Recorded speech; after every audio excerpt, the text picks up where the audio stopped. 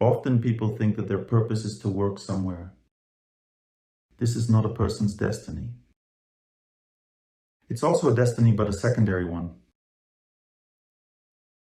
It's not the main destiny. The main destiny is to comprehend one's spiritual nature. For this, a person is born into this world. When I started uncovering my past lives, it was between sleep and wakefulness, such a state when consciousness works very clearly. I saw one past life, then another, watching how fate flows from one place to another. Meaning, fate is similar in that life and this one, and the previous ones all are similar. Not that it's repeating like Groundhog Day, just similar, everything changes, but it's similar. I look and in principle everything is similar. And I also understand that the Lord is showing all this to me from my heart, not that I saw it myself. I realized that He was showing this to me. He's showing me, and I'm asking Him at this time, then why is all this needed if everything is similar? And not with words, but simply with a memory from the heart, the Lord answered me. It's so that you can simply be a bit closer to me in every life. That's what all this is for, and nothing more.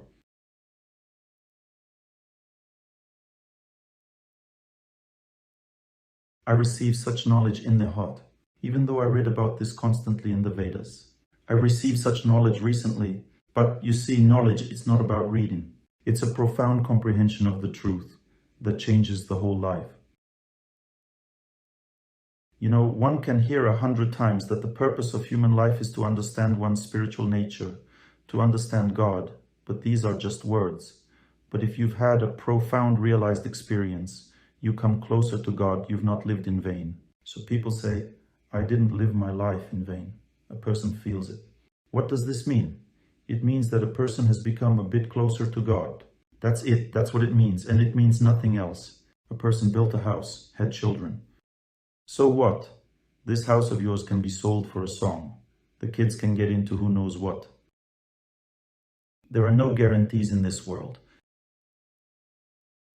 When I was lecturing about this, a woman shared with me saying, you know, what you are talking about, I felt it. She's an elderly woman, and she says, my friend lived her whole life for her children. She bought furniture for them. She bought everything, it was all for her children. They were neighbors and lived on the 9th floor. When she passed away, that lady, her friend, was sitting next to the house on a bench and saw how photos flew from the 9th floor.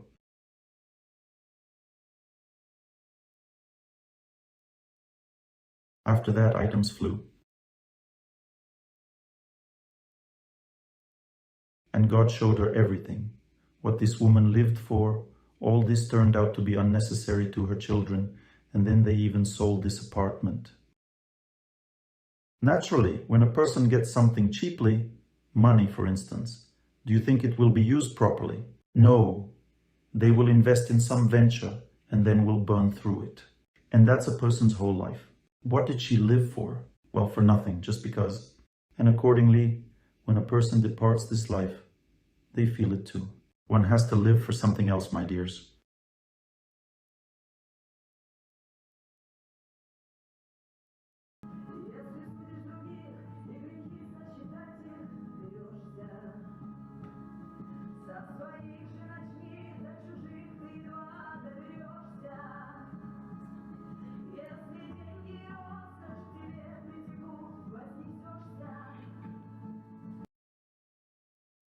You'll be back to square one. If you live loudly for yourself and are faint-hearted in your affairs, if you value yourself and listen to the voice of doubt.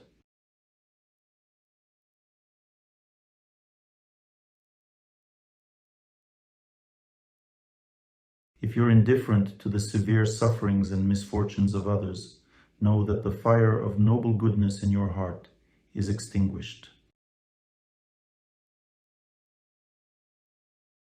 May I ask you? Of course. Thank you very much. I've wanted to ask this question many times.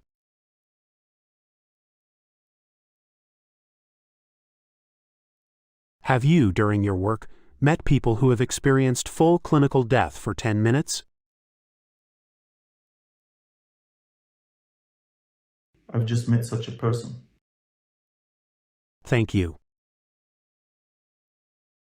Yes, I had 10 minutes. Og, I see that, yes. Full clinical death.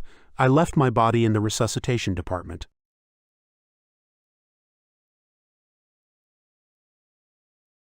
Saw yourself from the outside? Remember that? No.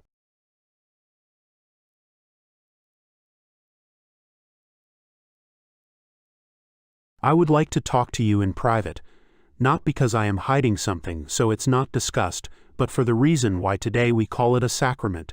I didn't understand before.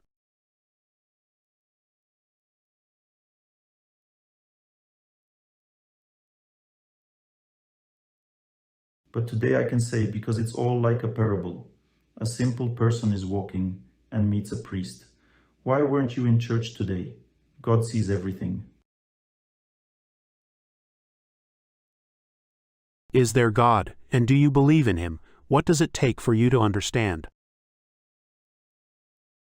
If I saw him, then I would believe. And the priest answered, "You will live by this faith." And your question is? So here, not everyone can understand what I am going to say now. And you will not say it now, because you were not allowed to. These people who are sitting here, they allowed me to speak. You are now claiming the truth, but they did not come to listen to you.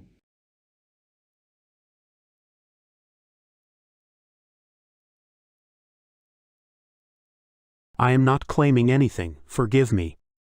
Og, can you ask a question? I just asked you a question. Have you met such people? Og, I am meeting such a person right now. And what else can you say? Og, and I will not say anything more because when people ask a question, there is an answer.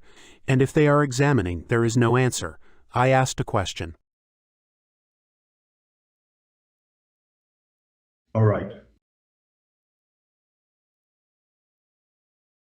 What do you see in my condition right now? This is an examination, not a question. There is no answer to this question because it's an examination, not a question. And so you're aiming to test me. Well, fine, I don't mind, but it's not my job to be your test subject, you understand? I have others who can test me. You misunderstood me. I just wanted to ask, after this clinical death, did any illnesses remain with me? Ask me after the lecture. That's what I wanted to ask. Og, all right, my dears, can you be a bit more humble when you're asking? When I ask elders, I behave myself humbly as well, because if a person asks a question in a challenging or testing manner, then there is no answer. Not because my pride is hurt, but because there's no answer. That is, you can answer someone who asks. But who tests? That's if you came to take an exam, then yes. There are situations when someone comes to a lecture, stands up, and although I don't ask them, starts speaking. Do you have the right to give lectures, you sinner? And starts listing some of my mistakes in life. And I say, do you have the right to decide whether I should lecture or not? Who are you? Why did you take this right upon yourself? And I start listing their mistakes. Strange people, but this doesn't concern you. I'm not talking about you, do you hear, ma'am? You've just chosen a slightly different style, not the style of the inquirer, but the style of the knower. This style is normal, it's correct, but if I allowed it, it's because I'm giving the lecture, and there are two options. One option, you ask, another option, you tell. When you tell, I need to be convinced that you have an internal right to do so, even if a person has seen something in life, and you have undoubtedly seen something. They can assess it in different ways, you see, and I don't know your assessment, and therefore, I don't want to present it to people because I might have to correct something later on. The point is that I wasn't claiming anything. Then everything is fine. If something is wrong, I apologize. Well, maybe not only did I misunderstand, but also the people who were sitting here. I apologize to everyone. Sometimes it happens that we don't understand each other. You forgive me too. If I misunderstood you, it's all good. I wish you no harm, Og. I also wish you no harm. I don't wish you harm. I'm just doing my duty. You see, I'm protecting people's minds now. If I knew, I would have let you speak.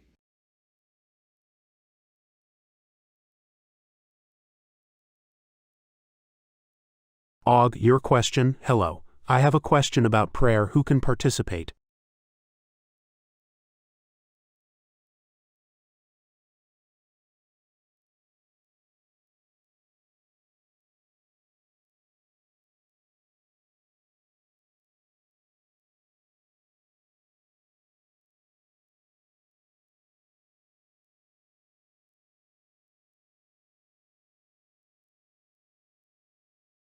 Everyone can participate. We hold prayer training 3 times a year, and there are, I wish everyone happiness retreats. They take place in Moscow, St. Petersburg, and other cities. And then there are prayer trainings where one can recite prayers according to their faith. It's an online project. You can participate in such an event 3 times a year. Thank you. I want to understand, why does God need my prayers and how to pray to be sincere?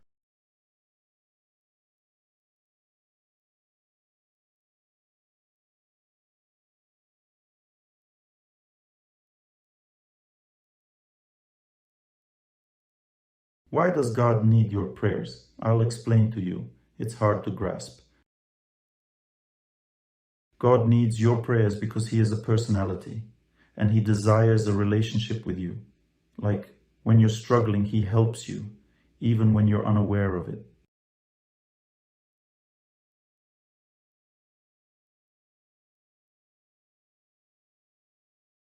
Because in this world, we are born to live without God, you understand? We came here for that, but living without Him is impossible nonetheless, and therefore He keeps having to help us covertly. You see, God essentially doesn't need anything. He is self-sufficient, but He is a personality, not a human being. A personality, you understand? Being a personality means He wants love. He wants relationships with those who are precious to Him. And since you are precious to Him, when you say a prayer to God, you are doing what needs to be done. You understand?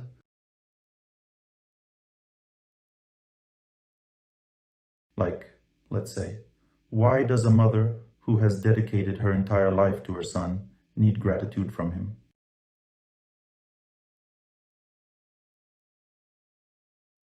Maybe she doesn't need it at all, but she still needs this gratitude. You understand? Because she's a personality. She wants relationships, reciprocity. So does the Lord. He wants reciprocity just like a mother. All personalities desire relationships. When we start realizing how things are arranged here, we then invest our energy in these relationships and in this way overcome destiny.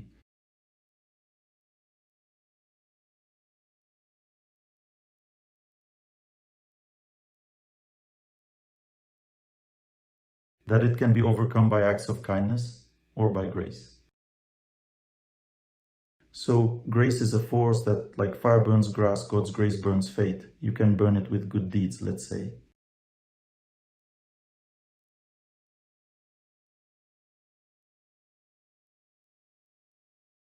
And both should be done. But sometimes your good deeds are not enough to burn fate, and then you need grace.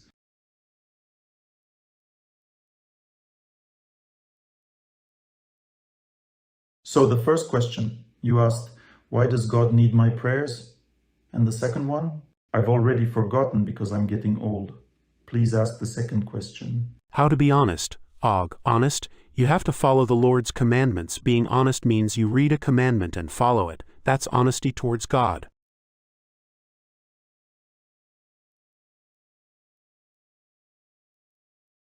Sometimes, when everything is fine, I think, why pray? How to establish a constant connection with God.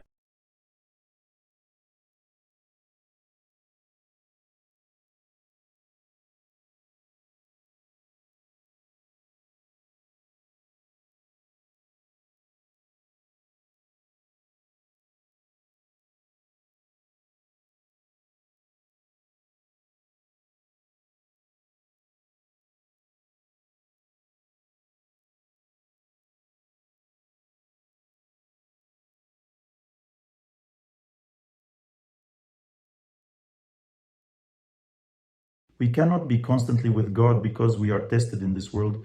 We are undergoing a test by fate. Fate does violence to us. To be constantly with God, you need to receive His grace.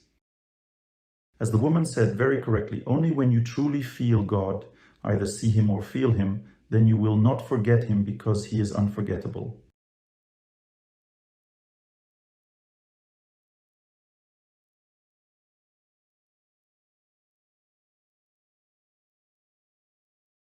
But since we don't feel Him, we cannot remember Him, you understand?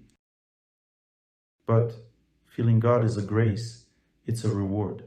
You see, a person should live simply and the time will come, this reward will come. At first, the Lord will manifest in the heart, not as a person. You won't see His personality, but you'll feel His aroma, this divine purity in your heart, and then you'll never forget it.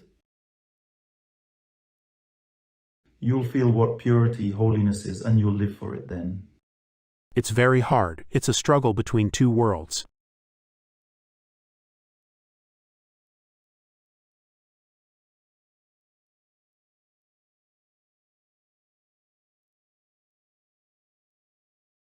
I'll tell you one thing maybe.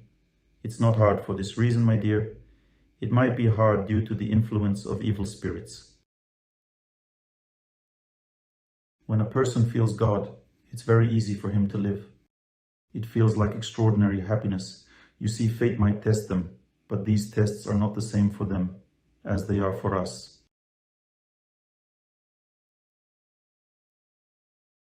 You see, when a person feels this divine grace in their heart, they really don't suffer as we do.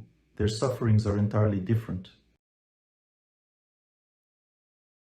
They might suffer because they are not doing enough for God and so on, but sometimes when someone finds themselves in the reality you've entered, they may be influenced by forces that don't behave kindly, you understand? Because there are different forces present. And if those forces influencing are not very kind, then strong protection from God is needed. Then remembering Him intensely is necessary, and in this case, victory is undoubtedly achieved. I don't quite understand. This world is a mirage, emptiness.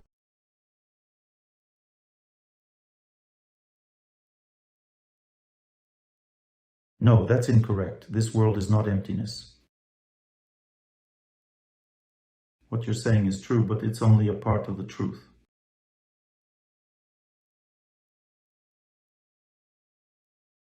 Yes, it's an illusion, a deception. But it's a part of the truth because there's reality here. And this reality signifies the relationship with God. It signifies love. If a person lives in love, then this world is not a deception, it is the truth. You see, on one hand, this world is an illusion because our life ends, we pass away and forget everything, then what we lived for is unclear. On one hand, it seems like an illusion, but on the other hand, a person does not forget everything. My dear, either listen or leave. I am listening, Og, because you came here not as a herald but as a listener. So what you said, it's the truth, but this truth has only one facet, because there's another facet to this truth.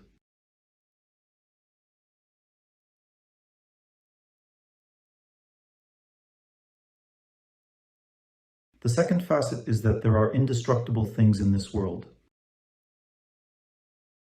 Indestructible things are love, especially love to God. A person's good deeds are also indestructible. They remain with a person. From this perspective, this world is not an illusion. If a person lives righteously, then they preserve this world within. By the way, you should know, when a person reaches a certain level after death, they can also remember past life. This is also a kind of reward. So from this perspective, past life stops being an illusion. But speaking of this world, the word illusion here is acceptable because in this world, we often aspire to the wrong direction.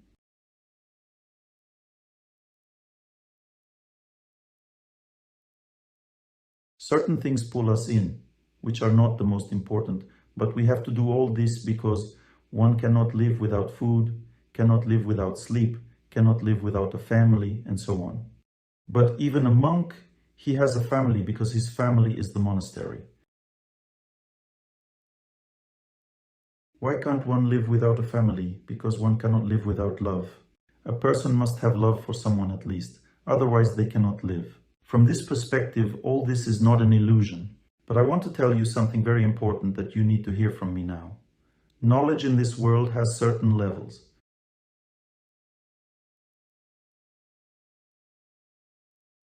If a person tries to give knowledge that people can't accept, then this is called pride.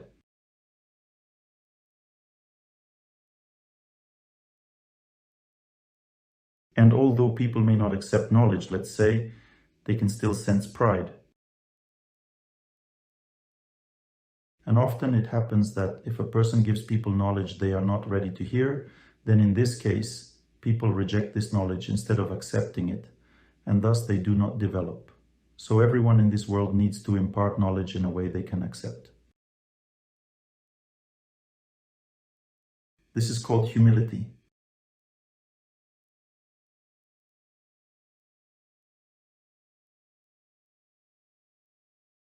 All right, we made an agreement.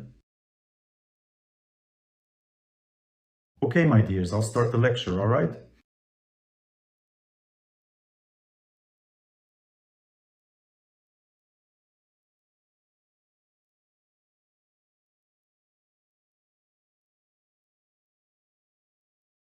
So today we are discussing how to overcome stress.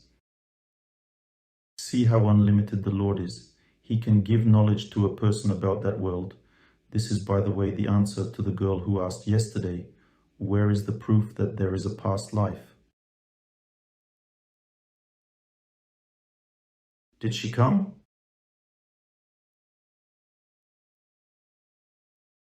If she had come today, hadn't been lazy, she would have heard the proof. Well, it's okay. Sometimes God gives knowledge to a person which is beyond the perception of ordinary people. But even with this knowledge, you have to cope. You have to do something with it. Otherwise, you fall out of life. Knowledge can be very diverse. It can be very profound. It can ruin a person's entire life. Therefore, knowledge is power. You always have to be careful with it. And the principle is, a person should always seek the knowledge that will help them. Let's say you go to a priest, a monk. Let's suppose he practices austerities, and he looks at you and says, everything you see before you is all transient. Is this true? It's true. Everything will be destroyed, even this earth. Everything is transient. He says, your relationship with your husband is just a game of love. True, true. Now he says, your life will end and you will forget what was here. Is this true? True. Now I have a question for you all. Does this person need this truth right now for their development? If it is not needed, then why do you tell it to this person? For what? Are you helping or hindering them? What are you doing right now? And remember, those people who do not help but hinder are called impersonalists. Who are impersonalists? They are people who do not believe in God. They believe that the Lord is a radiance or just the absolute truth. They do not believe that it's a personality. Because if people believe in God as a personality, they will never tell a person something that won't help, even if it's the truth. Remember, the truth can destroy an entire human life to the core. It will be the truth, but it won't help. Therefore, love is above truth. Remember this, everyone. If truth is given without love, then there is no truth in that truth, because it is destructive by nature. So, if a monk approaches you, telling you the truth that crushes your heart, you lose the meaning of life. You do not want to live with your husband, with your children. You do not want to live at all because you've lost the meaning of it. This means that you have been defiled with knowledge. You have been given no knowledge at all. You understand? Because how should knowledge be imparted? Suppose there is love in knowledge, and love is above knowledge, then knowledge can always be internalized. But if knowledge is above love, it pulls a person down like a stone, pulls into the abyss, and a person perishes in this abyss, because they can't internalize it. Therefore, you must understand that a person should always be given as much knowledge as they can internalize. This is the essence of relationships with relatives. Let's say you listen to a lecture. You understand. How are you different from your relatives? You are different in that you listened to the lecture with undivided attention. You engaged faith, tuned in very strongly, tried to understand. Imagine what a journey in life you have gone through in these 3 days. Now, you approach your relative. They did not engage faith, did not engage knowledge, especially since they are relatives. Who are relatives? They are people who are not intended for the transmission of knowledge. They are intended to transmit faith, to torment each other. What does knowledge have to do with this? So, let's say I start telling my knowledge to my wife. She looks at me and says, "Look, you give your lectures to your lecture listeners." Why does she say this to me? Yes, because our relationships are not meant for me to impart knowledge to her. So what can I impart to her? I can behave correctly near her and patiently, kindly endure everything that she does, and through this behavior, I will impart knowledge to her. So, if you want to impart knowledge to your relatives, do not tell them anything at all. Don't argue with them. Don't try to prove the truth to them. Just be kind, you understand? Now imagine you go up to your husband and say, "This whole world is an illusion."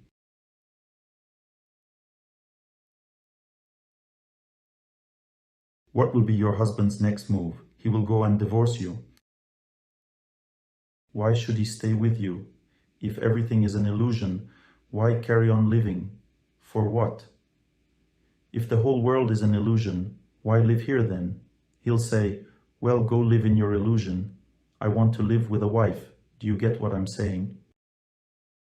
But if such a sensible woman, who knows a lot, comes to a monastery and sees an elevated saint who has already seen that world, though he lives here, and tells him, "The whole world is an illusion,"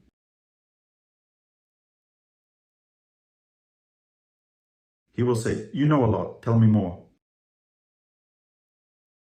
And he will interact with her. Why? Because his love, this holy person's love, is above this knowledge.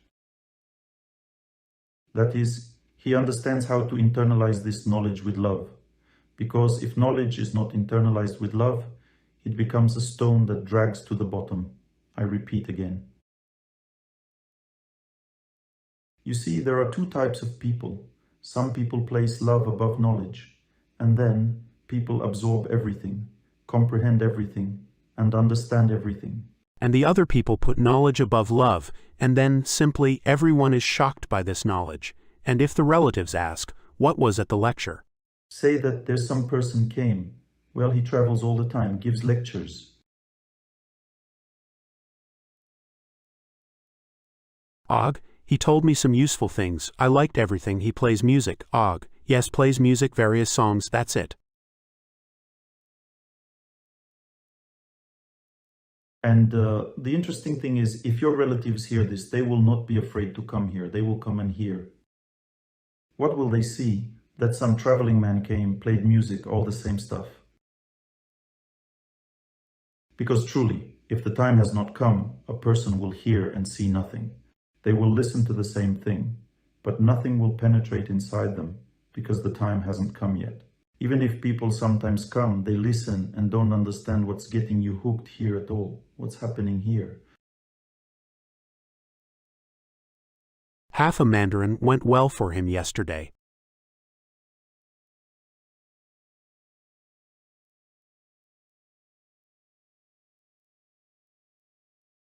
Let's study further. Thank you, ma'am, for raising such an important topic. The personal, personalist, impersonalist, love and knowledge, how they mix together. So, knowledge should be conveyed to people very carefully, and you need to see what a person can internalize. So, let's say you are talking to your husband or your wife, don't burden them with knowledge. Just live as you want to, live rightly, and the person will change by your side because they are a part of you. There's no need to load them with knowledge because it's just going to stress them out, that's it. Because they're not ready to listen to you yet, you understand. They need to desire this knowledge. When a person wants knowledge, then they will receive it. Sometimes a plant is watered and it just withers instead, because at that time it doesn't want to drink that water. This water is just spoiling it. Food is needed when there's hunger. You can feed a person when they have no hunger, and it will have the opposite effect. But relatives will never consume knowledge from you. Remember this, it's impossible. You will never be able to tell them the truth. It's impossible because relatives are your judges. Just imagine, let's say, a person stands before the executioner and says, "Let me tell you the truth." He says, "I'll tell you the truth now. Go ahead, put your head. You'll learn the truth now." Our relatives are our judges. Just look. How do you look at your husband or at your wife? How do you look? With the eyes of a judge, asking, "What are you up to really? What are you doing?"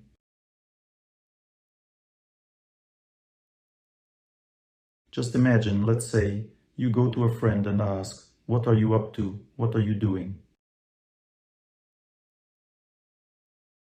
So you don't talk to a friend like that, do you? Because you're not a judge for her, but a blessing from God. You visit her, she's good for you. Whatever she does, you feel she's good anyway. You always reassure her, help her because you are a blessing from God to each other. But husband and wife are not a blessing from God, they are judges. And hence they look, where have you gone? To Oleg Gennadievich again? Have you checked the internet about such a person? And so on, you understand?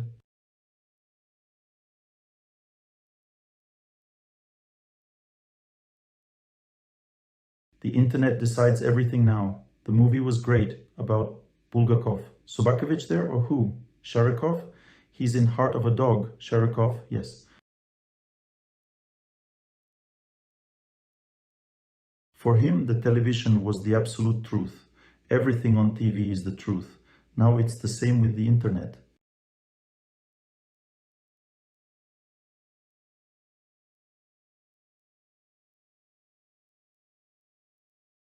So we are having a conversation today about how to overcome fate. We are studying this subject. It's an important subject. Every person encounters this subject every second. Let me tell you some key things, remind you again and again, so that you don't get confused. Because in learning, repetition is the mother of learning. The first key thing, when fate acts, it always frightens a person and crucifies them, like Jesus Christ on the board. That is the feeling when fate has come that nothing will work out, there will be nothing. You won't make it, you have no chance, fate just comes, it's heavy, and what is the first thing it does? It frightens a person. How much does it frighten you? As heavy as it is, that much it frightens. Good people will help, they will definitely come to you and say, "You have a cross of loneliness, You have family karma up to the fifth knee. You have hemorrhoids up to the fifth knee. And so on. They will tell you all sorts of things that are impossible to overcome. That's it. Just live like this.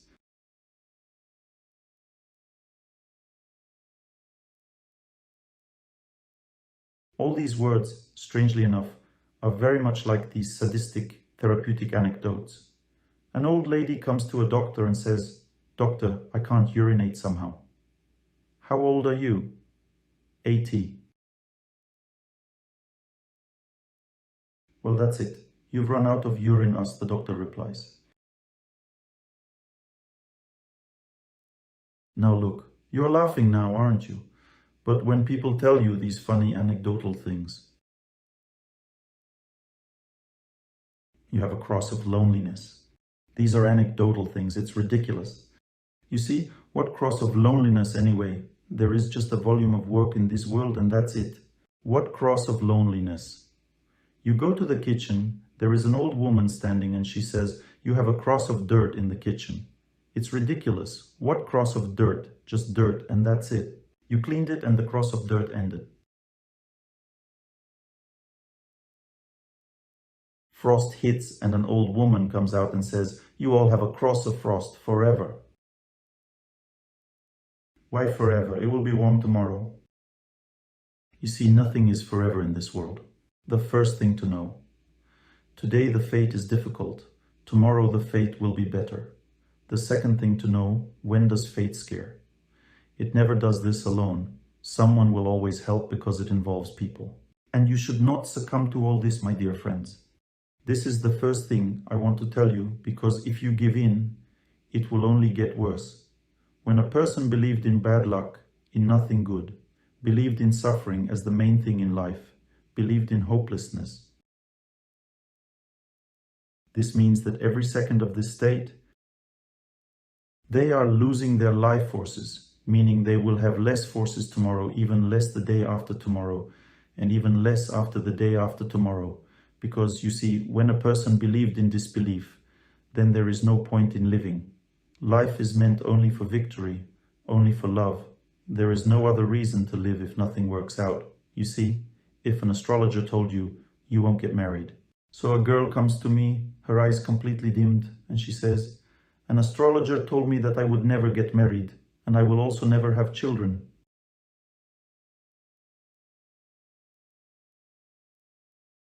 And I tell her, "Did you ask him a question?"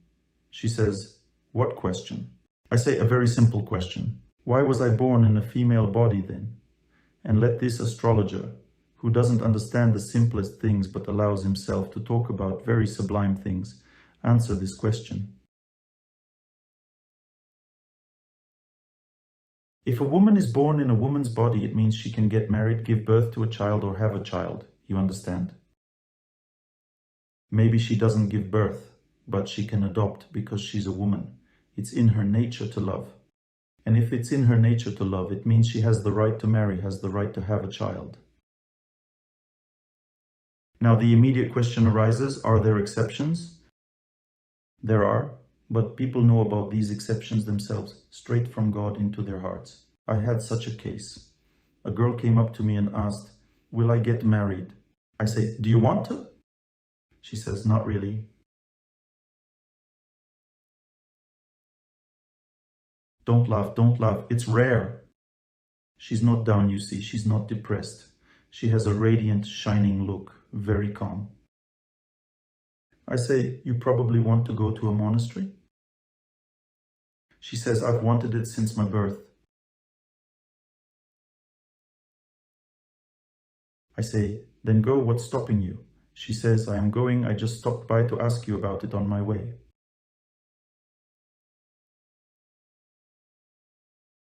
So what really happened? In her past life, this woman was a monk who prayed and stumbled a bit at the end of his life and was born in a female body, but not to get married and have children, but to realize she doesn't need that. But you see, out of 10,000, maybe one understands this, or maybe 1 out of 100,000, and this is very, very rare. Maybe I have seen 2 to 3 such women in my life, although I've seen many people in my life and talked to many people. You see, this is the exception, but when such an exception comes, she knows what she needs. She doesn't need to be taught, and she is happy about it and is not saddened by this. She's happy about going to the monastery. Well, if you're so bothered by this thought, then go and get married. Why worry? Do you get what I'm saying or not? What if a person is destined for something else? What the astrologer or psychologist said, then God will take care of the person to give them this knowledge.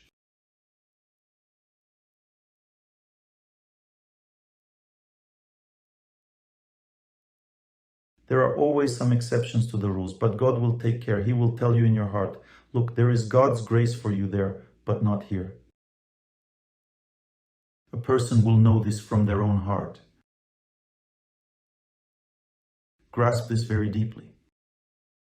You are listening to my lecture now, but when destiny comes, you will forget my lecture and will get very scared. Know that this is all a bit untrue, because a person's fate is scary, not because all this is insurmountable, but because it wants to teach people not to be scared.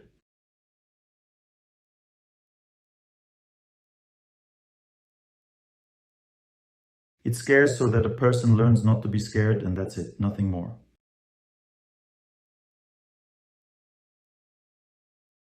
So, today my fate came to the lecture. I didn't expect it at all. He came up to me and said, now you'll be taking a test.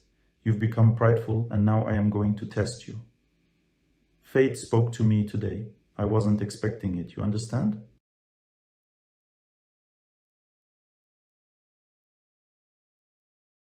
So what? It's normal. And it said to me, you won't be able to deliver your lecture today.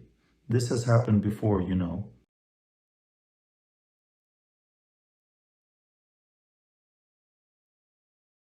There was an interesting instance.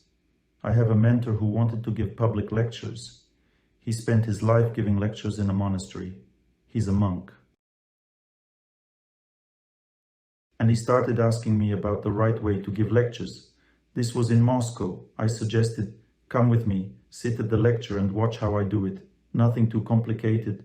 And I began boasting about how well I lecture. Listen on, it was very interesting. He sat in the front row and sincerely watched how I was lecturing. He's a humble man. At that time, suddenly 5 people, never had this happened before, started to test me. They started behaving like criers, not inquirers.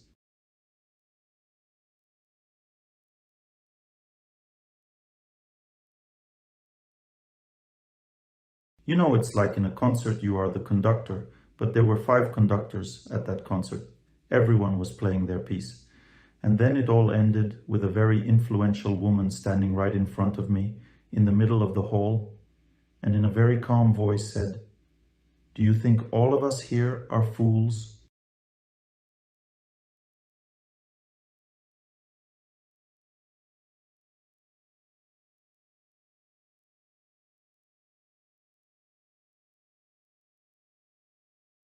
And the whole hall went silent, such a silence.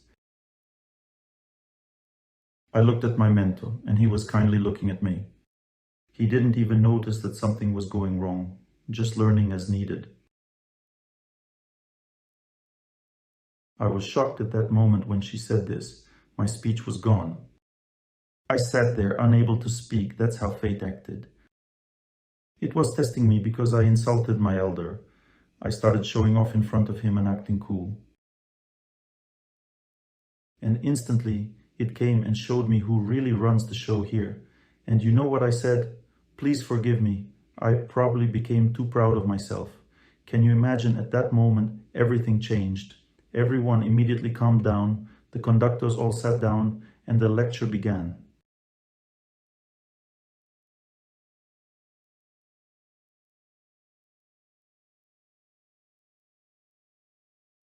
We are all test subjects here. One thing you need to know is, if you feel like there's something insurmountable in front of you, it's just the amount of work. Never give up. That's what I want to tell you now. That's the main point. Never give up, because at that moment you lose yourself. Not giving up means remembering God. Remember, it's the best way to not give up. The second way, not giving up, means always and everywhere believing in the best. I have a Jewish acquaintance who said, even if you've been eaten, you still have two ways out.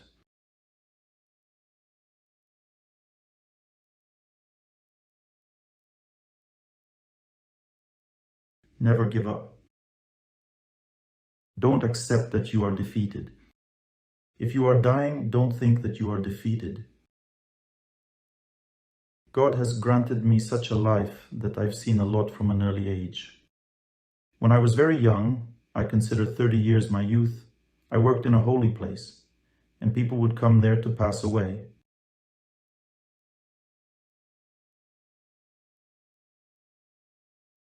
This all happened before my eyes. One man while dying smiled, and I saw how he passed away. His face lit up, and with open eyes, he saw what I may never be able to see. Perhaps I will see someday he entered the spiritual reality.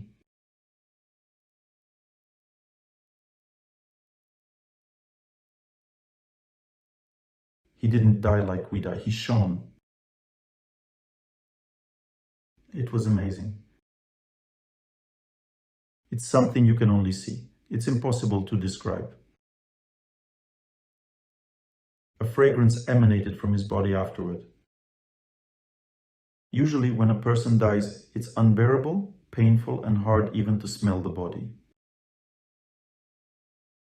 Why? Because a person suffers terribly while parting with this body. This suffering reflects on the body in the form of the fragrance that emanates from the body. This man smelled like nectar. His body emanated such a feeling, as if it was simply God's grace. The same thing I later felt when I touched the incorrupt relics in Kiev-Pechersk Lavra. I was allowed to do this.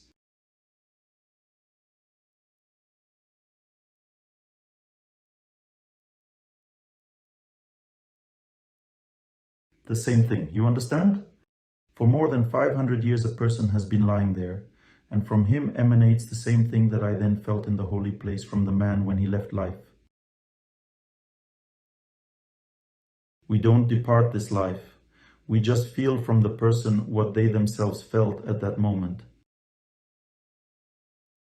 If a person accepted their fate, if they didn't give up, it means they won, they succeeded, and then God rewards them with grace. Never, even at the moment of death, should one give up. You always have to set your mind only on winning. That's the point, you understand. Always believe that your life holds great value, immense value. You're very needed. Every individual is very needed in this world. From them comes either victory or defeat. If you feel the value of your life, only victory comes from you, and you'll be a fortunate person in life because you will be precious to God. If victory comes from you, you feel that everything will be fine. And to feel that everything will be fine, one needs to do something. This also needs to be done. But if you feel that everything will be fine, even just theoretically, it means that you are saving people around you. Because the only problem in this world is disbelief. When a person has stopped believing in life, in their destiny, in their ability to cope with it, it means they will only go downhill from there. There are many such people. Many people end their lives on a downward slope. They are born the same way. From birth, they don't want to live. It's frightening.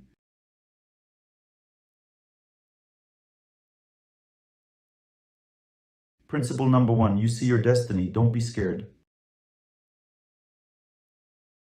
And if you get scared, pull yourself together. After that, there's nothing else to do. The main thing for a person is not to lose heart. This is the most important thing in life. If you feel, that's it, nothing is working out, it means you're destroying your life. At this time, you don't need to do anything. You need to turn on the voice of a holy person, tune into it, and continue to repeat the prayer with him. Everything else is pointless, because during this time, when you are repeating the prayer and tune into this sound, you will start changing your feelings about the event that happened. Gradually, over time, you will feel, maybe after a week of daily prayer, that everything is not so bad. Even though you are facing a complete, so to speak, failure, you were abandoned, left without money, you are alone with hopelessness.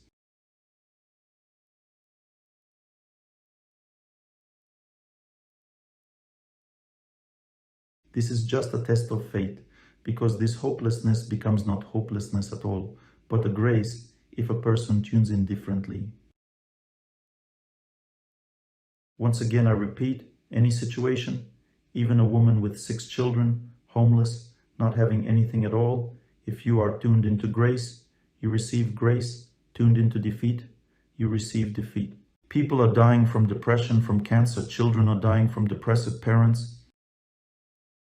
Of course, there is suffering in this world, but it starts exactly with this. You won't be able to do anything.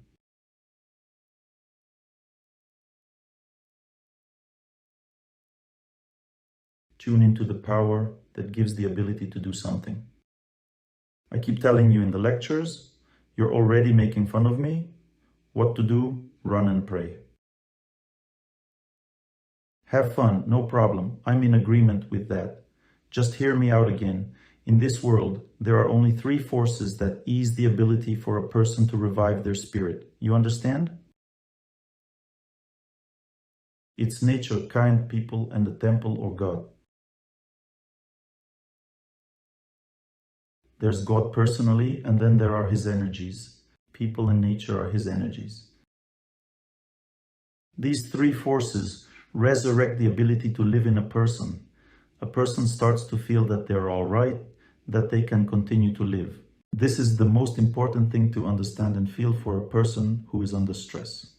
Only after this, when they feel that everything is good with them, everything is good begins. Everything starts with this feeling. And to feel that everything is good, you need to fight for your life. How? Walk in nature, wish everyone happiness, seek kind people, communicate with them, and go to the temple, think about God, pray. These 3 methods of action give a person relief in their heart, and so their life turns towards fortune. By faith, you can either fly down or you can fly up. It all depends on where you've set your gaze. If you think there's nothing good, then you're flying down. If you believe, however, that you can overcome fate, then you're flying up. Look, there are 2 ways to believe that you can overcome fate. The first way, nothing good. Fate is pressuring you, everything is falling apart. Yet you believe that you can overcome fate. This thought has a great weakness. You are poised to overcome fate, but fate is suppressing you hard, and during this time you are very weak. To extinguish your belief that everything will be fine is just a matter of a second. Remember, during this time there is one rule you must adhere to. And to adhere to this rule, you have to learn it. The rule is as follows. When fate is tormenting you, and you feel that your faith that everything will be fine is hanging by a thread, during this time, you must associate with those who live rightly.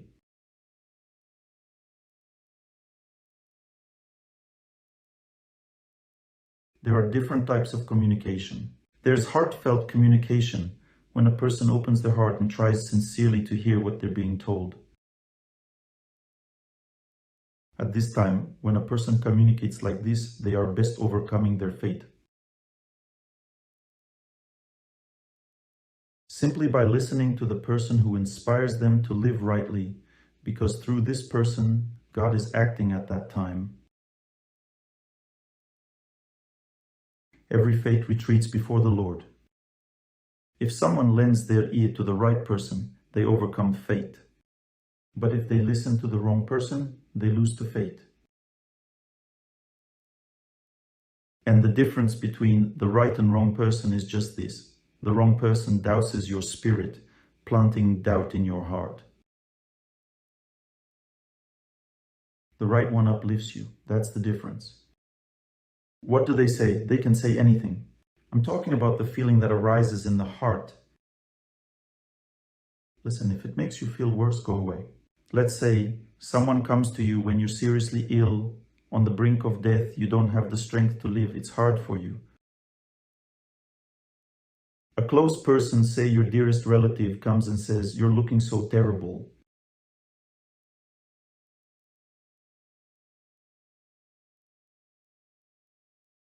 What should you tell them? Look, just go away.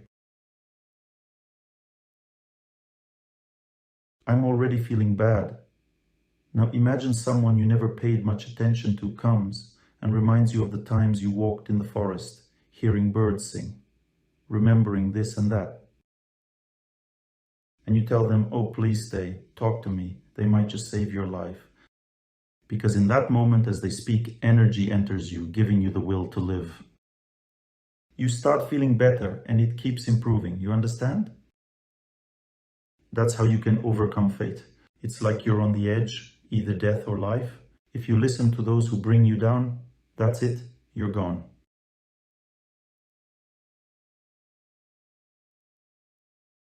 Listen to someone who inspires, even if they talk about not the most important things in life. You'd want to live. You'd start to breathe, you would have strength. Do you get what I'm saying? Communication, it's the most vital thing in a person's life. There's this term, trustful conversation. What's a trustful conversation? It's when you listen to someone with faith. Remember, don't just listen to anyone blindly. It's crucial. If your heart feels elevated, your life changes, everything seems clear, no twists and turns. It's true wisdom. False knowledge, what is it characterized by? It's hard to grasp. Someone says something, keeps talking, but what they're trying to say remains unclear. False knowledge always comes with pressure. They're trying to pierce your heart. False knowledge always disheartens and scares. It doesn't uplift. False knowledge never relies on sacred texts. It just relies on one's own ego. False knowledge is not given to those who have elders, but to those who consider themselves elders. This is very clearly visible.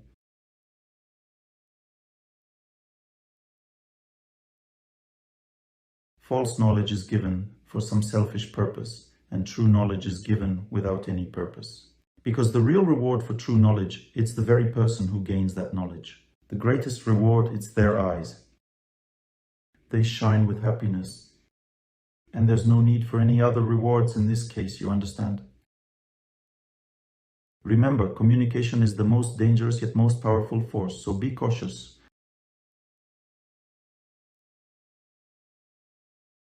Don't glue yourself to that computer where they show you flawed things on cable TV. Don't waste your time watching it.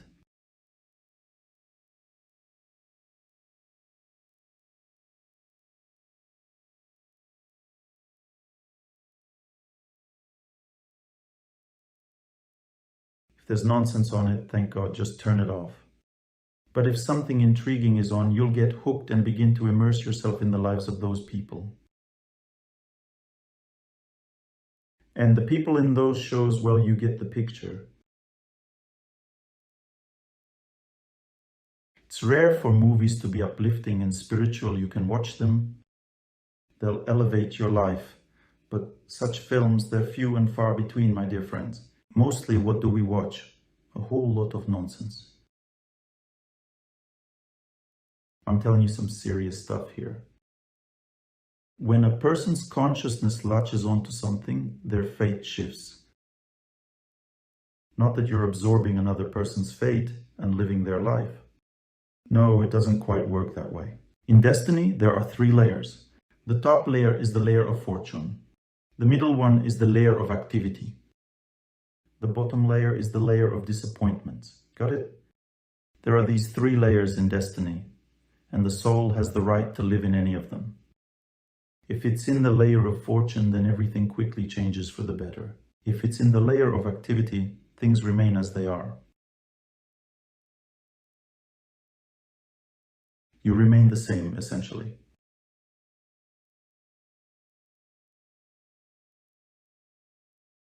And if a person lives in the bottom layer, things just get worse. So keep this in mind. Only another person can tune you to these life layers. This is called close relationships. I'm not just talking about sexual relationships, although that influences things too.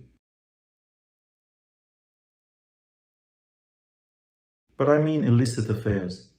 If you, say, stray away from your spouse, you'll sully yourself and your fate might plummet downwards.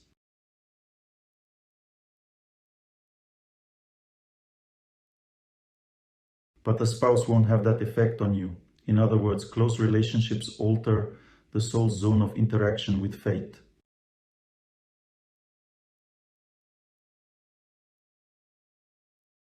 Fate remains the same, but the zones differ. Either you're inspired and uplifted, even if fate is challenging at the time, yet you soar and defeat it.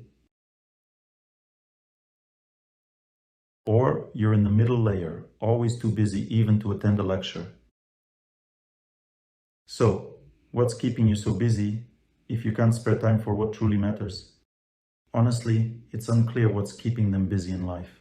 The lowest layer is called ignorance, the middle layer is called passion, and the top layer is called goodness.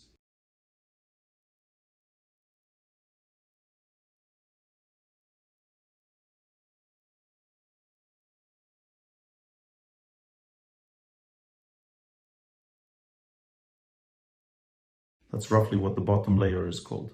Even there, you'll be given knowledge. They might even tell you about fate in that layer. But it will taint you. You understand?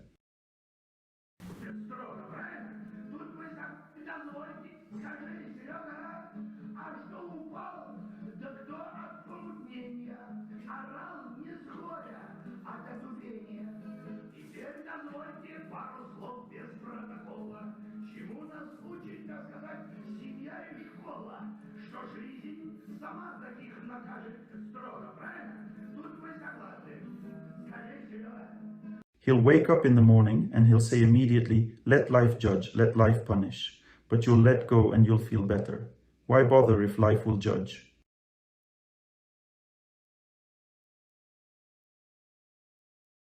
He's promoting philosophy. He can also push his philosophy, but who benefits from this philosophy? That's the question, you understand? In passion, life is also... Vysotsky said everything about it. When someone is consumed by passion, they forget the truth. They forget about the higher things in life.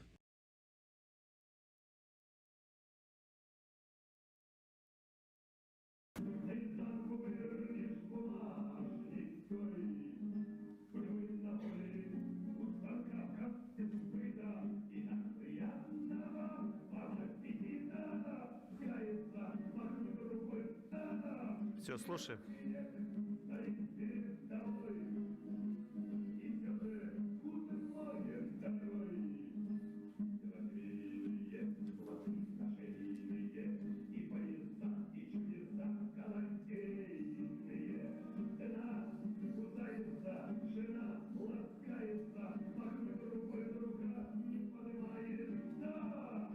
The price will be politely and softly chirped by the magic knitter.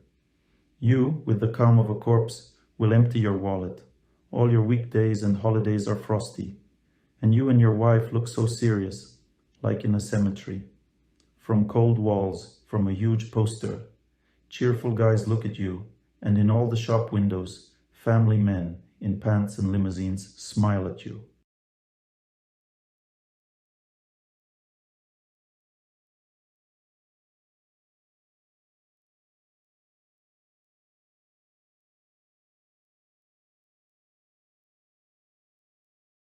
Passion means that people have dedicated their lives to the necessary things, but not too much. You understand? All this is necessary, but not overly so. don't think it's the most important thing in life. That's why he mocks this idea. Because there are more crucial things to consider. What does goodness look like? Goodness, as you heard, yes, the first thing, it's in a sobriety station. That's ignorance. Then in a store, buying clothes, that's passion. The same person can be in different layers. Destiny is the same, just varied layers of it. Meaning one layer is lower, the other is middle. It's not that one will always live in ignorance, another in passion, and a third always in goodness. This is our life. Where we place it, that's where we live. Where you position yourself, that's where you live. Here's the third layer. You choose where you want to be. Это благость.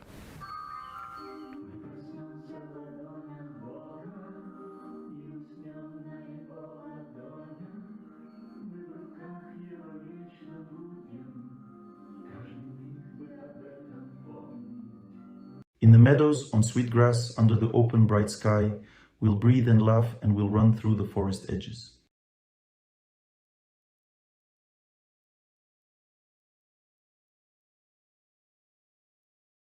Through colorful fragrant strands, over mountains, high cliffs, we'll see its vastness and we'll get lost in a deep gaze.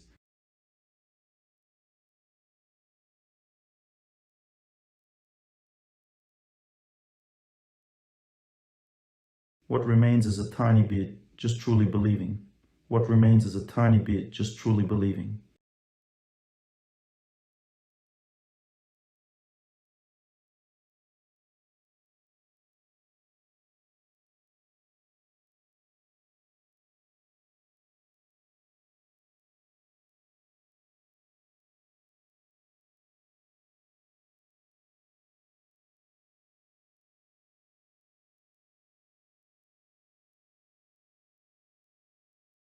His rivers are full of love, his oceans are bottomless. The downpour of happiness will cleanse the heart, and will be light as the wind. On the flows of his breath, we'll drift amongst the clouds towards the stars, and so on.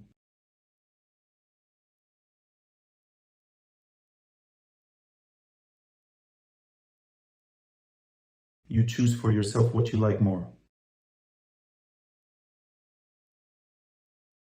And all this simply means a shift in consciousness. It's tough for a person to shift. See, when destiny weighs heavily, what happens next? The mind goes haywire. What does destiny do? It creates pain in a person's life, which ties down their consciousness and memory to itself, and one can't divert themselves from this pain. They keep on thinking about it, endlessly pondering. This is how destiny operates. Is there no way out? There is if you have knowledge, if you understand everything. It's all about memory. You go to a temple, because at this moment, when you are thinking, you're ruining your life. The more you think, the weaker you become. The weaker you become, the more hopelessness grows. The more hopelessness, the more predators will come to tear your life apart. What to do? Go to the place where people overcome destiny. Go to a lecture, to a temple, repeat, I wish everyone happiness. Go somewhere where people defeat destiny. Go. You need people right now because they act as a conduit, a carrier of the power that will elevate your consciousness from this lower layer of depression to the top layer of victory. Go. Listen to their chants in the temple. You'll see how your life will change. When you leave, you'll feel lighter at heart. This isn't an illusion. Some might say, you've just calmed down, but life is different.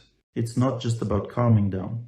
Remember, destiny resides in the heart, and you feel everything that's happening there. It's not an illusion. If you're feeling more at ease here, then there's just the second phase coming up, you understand? It means influence. It means that the bond between you and a close person who is leaving you gets purified, and a genuine conversation begins. That's the second phase. In the third phase, they'll find peace in their heart. And that's it. And after that, no one will leave anyone. It means you've triumphed over fate, that's all. When talking about this world, it might seem somewhat illusory, since we'll eventually forget all of it. But you see, the very event when you conquer fate isn't illusory. That experience will stay with you forever. You'll remember how to overcome it. And in the next life, You'll act on intuition. You won't need to be taught this anymore. Spiritual knowledge embeds in a person's heart forever. It remains there. That's why a little child, if they pursued something in their past life, feels drawn to it. Just now, a woman was giving me a lift to a lecture, and her little daughter wanted to join as well.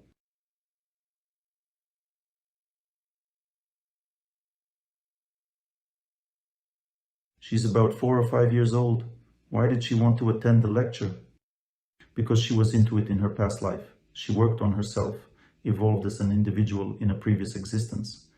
And she says, "Mom, I want to go with you. Grandma, I want to go with you." Why does she want to go with them? Because she already knows it. She just knows. And so, a person quickly finds their purpose in the next life. They don't need extensive guidance. They feel what's right for them. That's why all these efforts aren't in vain. A person's life holds immense value if directed rightly.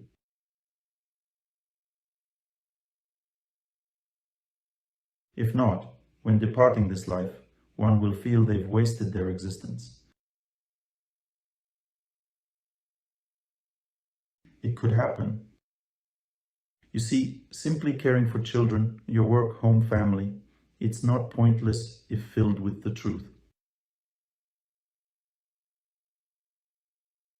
Play spiritual music at home. If your loved ones don't want to hear it because they're not ready yet, their hearts have not turned to it, then play it in your ear. Through your ear they'll listen, because your consciousness will play that music for them. There's music of the mind, you understand? It's not mandatory to hear it with the ear. One can be near you and they will change. If they don't wish to work on themselves. When preparing food, think of God. And don't just say in your heart, "I cooked for you." You don't need to say, "I didn't cook for my relatives, but for you." Just say, "I cooked for you." You may say a prayer for greater importance, since people fear God might not notice without a prayer. It's better with a prayer. This is called consecrated food. Consecrated food is not just in a temple. You may also have it at home and learn which food is best to consecrate to God. Because in all the sacred texts, he says, "I love when I'm given a leaf, a fruit, a flower," and so on. You understand? He doesn't like when he's offered meat. Bless the pure food and feed your relatives. You think if they don't know it's blessed, it won't help them. Now, I'm sharing this for those who don't think I'm crazy. And those who do can also listen in, maybe look into this topic a bit. I have a friend who practices spirituality. He served blessed food once. He prayed so deeply over this food and offered it specifically because he loved one person. It was his friend. He prayed profoundly over it and served this blessed meal to his friend. But the friend had no clue it was blessed food.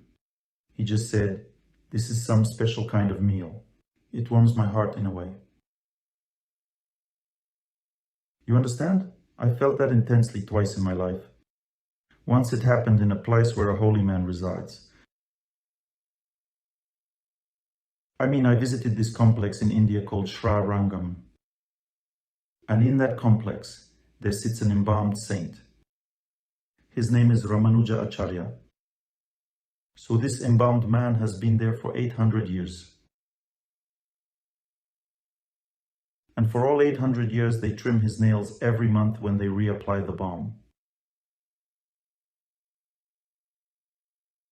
So this guy, he's really there. When I sat next to him to pray, every word of prayer started resonating deep in my heart. 20 minutes went by, deeper and deeper. I didn't even realize I had such depth. And after these 20 minutes of depth, I felt like I was this tiny eternal piece, just like that, and that's it. When it ended, only that realization remained. My buddy who was with me said he felt something knocking in his heart. What's that about? We prayed together. I told him, keep going. Let's see what it's all about. So, in this place, since it's a holy site blessed by the power of this saintly man, priests live there who truly love people, and with this love they prepare blessed food.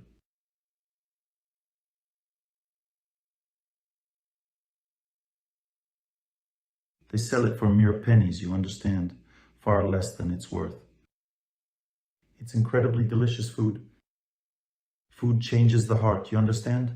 It's given away, not sold. Given just to the locals of this village, without any advertising even. But I was told, go in the morning, at a specific time, and you'll get a chance, they'll feed you. And it's super cheap, and you'll have a kind of spiritual experience. So I went. It was simple food, on plain leaves, not even on plates. I took this food and sat right on the ground to eat. Everything was so simple. No fancy restaurant setting. Some man sat beside me and started looking into my eyes. He wasn't eating, just watching. I asked him in English, did you prepare this food? And he said to me, I've been making this food my whole life. My father did this his whole life. My grandfather cooked this food his whole life. And my great-grandfather cooked this food all his life. And as I ate, he watched me, tears flowing from his eyes.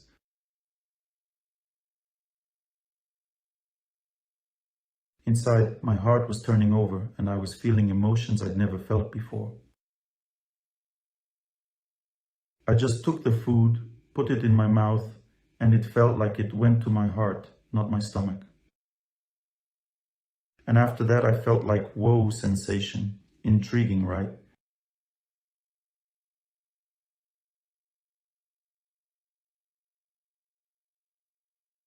Then I traveled to another place in India, and on the way back, unexpectedly, the train halted for 2 hours, and we were just 50 minutes away from that place.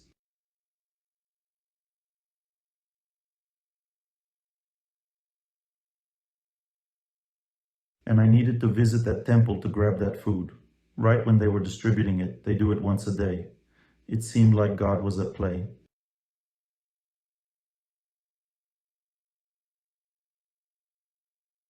And he told me, look, you might miss the train. You can try rush in there, get the food, and feed all your friends. Or just sit in the train and wait for it to move. I dashed there. When my friends found out I might be late, they were totally taken aback. I grabbed my passport and ran. And when I got to the train with a basket full of food, the train started.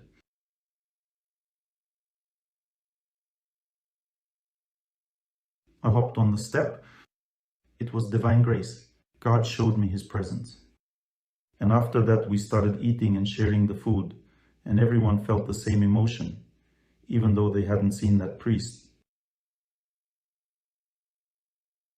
So, my dear friends, I'm telling you about something that can genuinely transform your husband's life.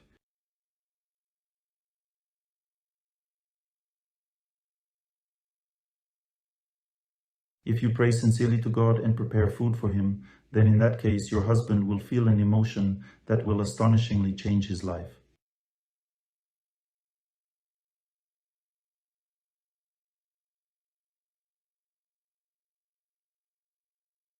So this young man had such food, and later a friend of mine had a dream where his friend appeared with a pierced head, a mangled leg, looking like something out of a horror film.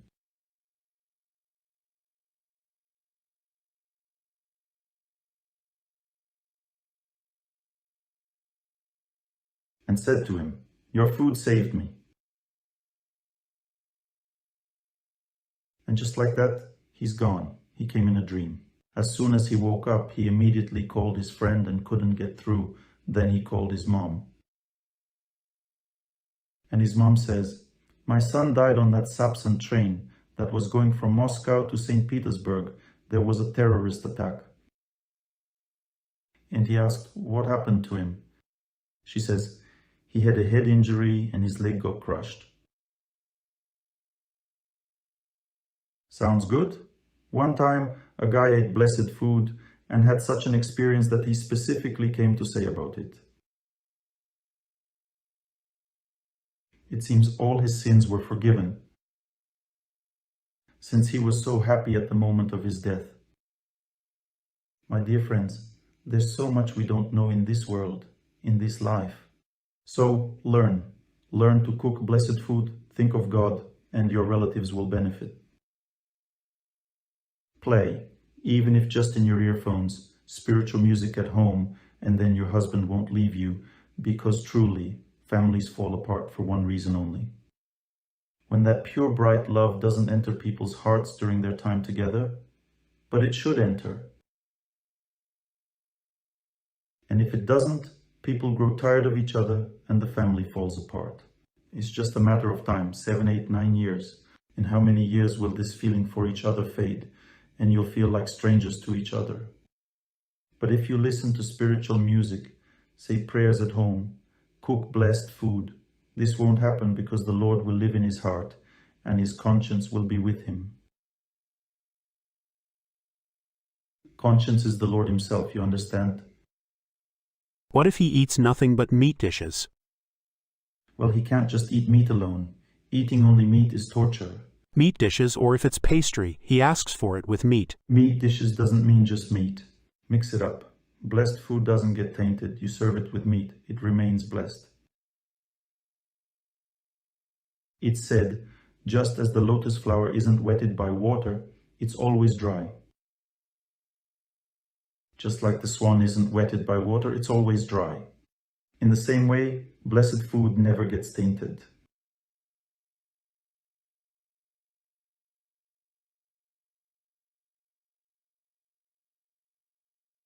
Give him only what he wants. I have a relative, you see. My acquaintance, also a relative, she cooked for him with a prayer and also part of the food without a prayer. He only ate the part that was without a prayer, and the one with a prayer he didn't eat. Quite a unique man. She mixed the food for him, but he separated it and ate only what was cooked without a prayer. The part of food cooked with a prayer he didn't eat. A truly unique person. She kept cooking for him. Time came, and once he felt really bad, and she made him blessed pies. And he felt that those were the pies he shouldn't eat. But he felt so unwell, he said, "What did you bring me again?" She says, "Eat up, my dear." And he ate, because he was feeling bad. And after that, he started eating blessed food. And how can you escape from a submarine, you understand? And he started to change as a person. The time will come and everything will work out. Oleg Gennadievich, what if the kids ask for meat? It's no big deal. This is temporary too. But if I buy it for them, isn't that bad? There are different solutions. Let me give you an example. My uncle came to visit me. Well, I'm not going to feed him grass.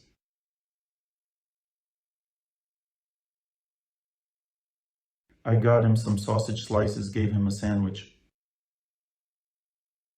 As he's eating, he says, "This sausage is tasty, never had one like this." I tell him, "It's blessed." He asks, "Why do you bless meat?" I say, "It's not meat, it's pure wheat." He says, "Look at how stores trick us, tastes the same." It's sausage, but made from wheat protein, you understand? Back in ancient culture, there was this concept of bread meat. It turns out, if you soak bread, you're left with protein that tastes just like meat. So why do people crave the taste of meat? Because they crave protein. You can make such sausage, and there is vegetarian sausage for sale. Kids won't be able to tell the difference. You just need to make them sandwiches with this vegetarian sausage. And it's all good, let them eat. This sausage is made from wheat, you understand? My dear, let me tell you. I have a friend who set up a whole cafe near an institute.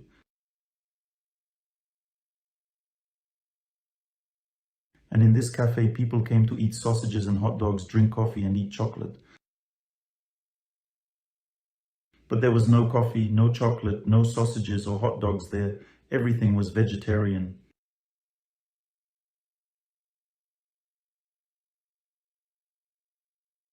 And people loved it. They were happy eating there and they liked everything. When they found out it was all meat-free, they were, of course, surprised. But they kept coming back for more.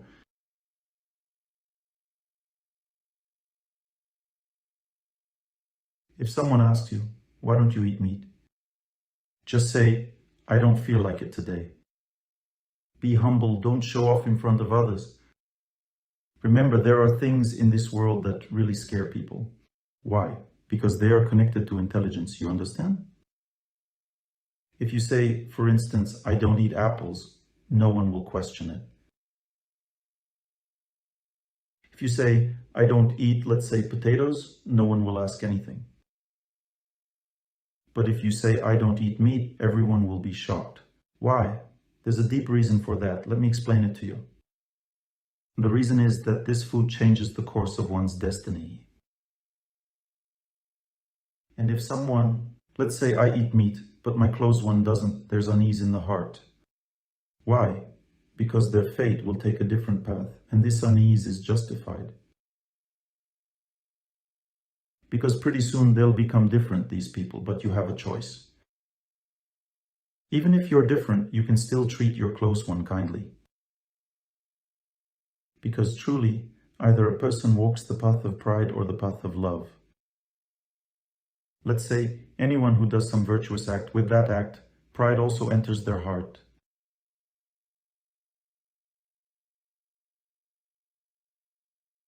Let's say a person quits eating meat and after 2 months he's like, ugh, meat eaters, even says corpse eaters. And they can't even sit next to these people. What's that? That's pride. Got it? It's not that they feel purity. It's just pride. Because true purity is love, but there's no love in his heart. I had a friend, a fighter, an athlete.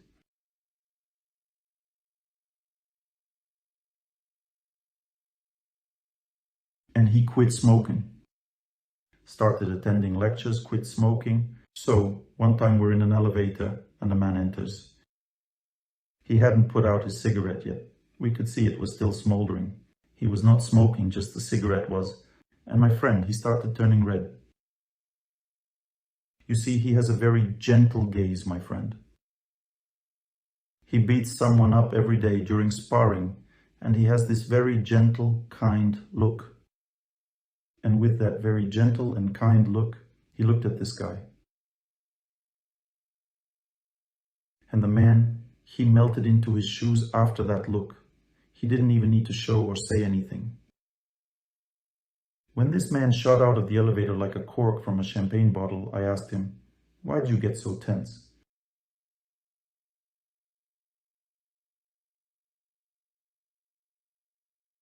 He says, "I've quit smoking, but he's suffocating me here." I say, "Then why am I not stressed out?" He says, "I don't know." I explained to him that when someone quits smoking but hasn't truly let it go from their heart, they get really irritated. But when they've truly quit in their heart, they don't get so worked up, you understand? Similarly, take pride, for instance. Let's say you've started doing something in life and you strongly dislike those who don't do the same. It's not because you're so elevated, but rather pride is getting to you. But if someone is genuinely elevated, they'll be kind to those who haven't done something yet. And it's only because, let me stress this again, there are no bad or good people. People are just at different stages of growth, that's all. Like a dog, if it doesn't understand you and, let's say, you try to explain my lecture to it after hearing it, the dog will listen and act like it gets it. But it doesn't actually grasp what you're saying. It just sees your love, your emotions, and agrees being loved. That's all it knows about this. Is the dog bad or something? Or is it degraded or whatever? No, that's just its level of development. So why don't you allow people the right to be developed as much as they are? Once again, there's mind and then there's intelligence. Feel the difference. Someone can be a PhD, a scholar, whatever. That's just the activity of the mind. Any knowledge of this world in breadth is the activity of the mind. What's intelligence? Intelligence is the force that changes life. Someone might be a PhD, but still drinks, smokes, cheats on their spouse. Does it mean their intelligence is strong? No. It means their intelligence is weak, even if they're very impressive in terms of material knowledge. But intelligence isn't an ordinary function. It's a function that changes a person's destiny, and remember, there are factors that influence intelligence. And meat is also one of those factors. Say, if you're in depression and eating meat, you're unlikely to come out of it. Because meat drags a person down. What kind of food is it? An animal dies, and it's attached to its body just like humans. Like, when a human departs this life, they can't detach themselves from their body for a while, and animals are the same. And you eat that body, what do you think the animal thinks of you at that time? Animals think, remember that. They just can't make decisions, but they think. Imagine a kitty sleeping, like this. Shows how a cat sleeps, right? It's thinking. Why wouldn't it be thinking? It thinks. Let's say you tell it, what mess did you make? And it goes, meow, which means, I won't do it again.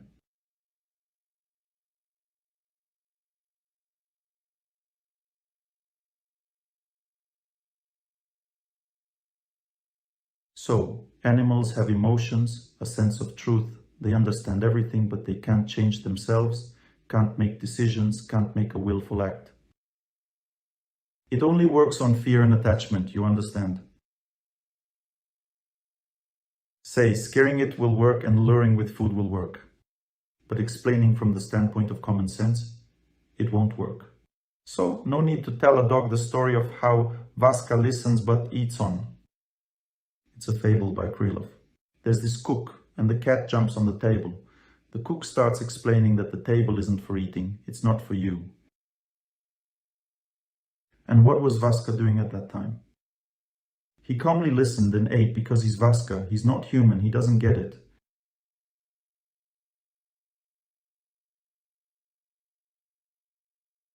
Oleg Gennadievich, there was an instance where a cat saved a child from a fire. Og, yes, absolutely, so she understood?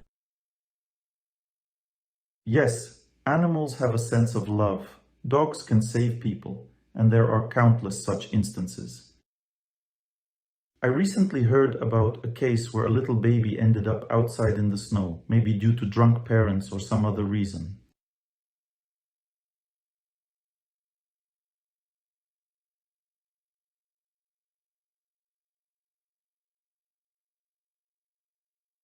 And a dog lay on top of the child, getting covered in snow, looking just like a pile of snow, but the child stayed alive. The dog stayed there until people came looking for the child and found the baby underneath the dog. And he stayed alive because she warmed him up. Everyone has love. Why did you rush for flowers yesterday? Because what you see in a flower, that's its love. And women are born for love, so she feels it and takes that flower because it radiates love. Dogs also have love. Remember, it's love that compels a dog to save a child. It's not knowledge. I'm talking about knowledge, reason, and decision-making. A dog is just driven by love, and that's why it saves the child. Even a flower has love, though it doesn't remember itself. There are 3 life stages. The first is dreamless sleep. That's plant life. They don't remember themselves. You cut a plant's branches, it grows even better. It doesn't feel pain. When you trim it, it slightly wakes up from it. Asleep with dreams means life in an animal body. Animals feel pain, and therefore their meat is filled with the pain we inflict on them. Plants don't have that. That's the difference. There's also the awakening consciousness. That's human life. But humans have 3 development stages: awakening consciousness, awakened consciousness, and alert consciousness. What's the awakening consciousness? A person lives a typical human life. They work, study, and so on, and they don't think about the next life at all, nor about the past one. A person who doesn't contemplate how they should live or act just gets by. This is what's called an awakening consciousness. Even while doing so, they might be studying at a university or holding some position. It's all part of the awakening consciousness. What distinguishes awakened consciousness from an awakening one? In an awakened state, a person knows about their conscience, their past life, their future life, God, and that they should live for something greater, even if their current life revolves around the mundane.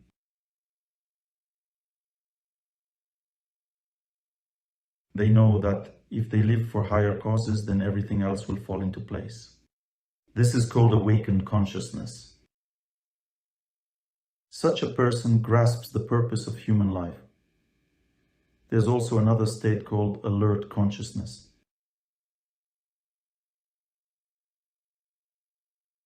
Alert consciousness means, now everything is clear to me. You understand. This is when the soul is fully cleansed from its fate or sins. Fate ceases to influence it. Only God's grace remains in the heart. There's no fate left. Only God's grace remains. Fate has dissolved completely. At this time, the person begins to radiate happiness. Not a light bulb around their head is shining, but the energy of joy. And this joyful person is called a saint. A single moment of contact with such a person can change a life completely. And, my dear friends, this is something you'll never forget. Not in your next life, nor any after that. Never. The purpose of human life is to find a connection, a chance to communicate with saints. If you think there are no saints on earth now, you're gravely mistaken. You can start by simply praying to an icon. Remember, the Vedas state that regardless of who or what represents a personality, if you focus on that entity, you will undoubtedly connect with the person. If your faith doesn't allow focusing on human icons, then focus on Holy Scriptures.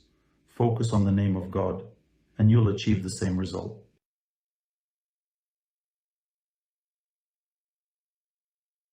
You understand? Hence, seek sanctity in your life. Sanctity is indeed the radiance of God. Why are the Holy Scriptures valuable? Because they are imbued with the radiance of God. What makes the holy name of God valuable? It's imbued with the radiance of God. What makes a saint valuable? They are imbued with the radiance of God. When a person feels God's radiance, all sorrows dissipate. In this world, there's grace and there's fate. Grace is stronger than fate. Love is stronger than fate. The strongest force in this world is love. There's nothing stronger than love.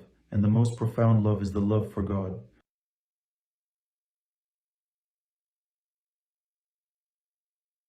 When you swear to a person on an icon, there will come a time when you'll feel them. And when you do feel them, you'll realize how easy it is to overcome fate. You need to attune yourself properly.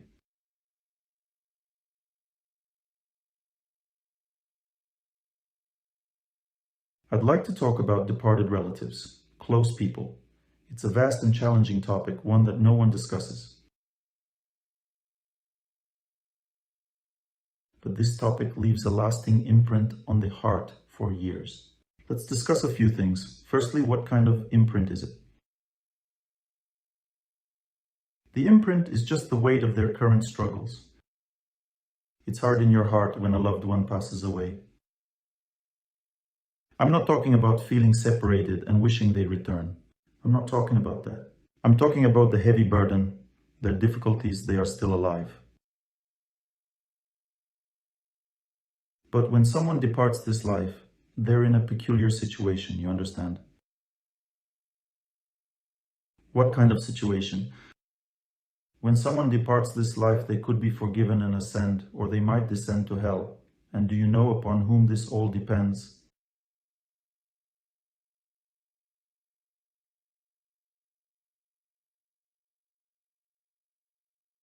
Only on their relatives. Meaning, if they truly lived righteously, if they loved a departed relative, they'd pray at that moment of death rather than weep. Because those who live deceitfully, they weep. It signifies that they're lazy, not wishing to pray. But if one prays for a relative, they can defy fate and shower them with happiness. Another sly method, not to defy fate, but to pretend you do it, is to visit a temple and request someone else to pray.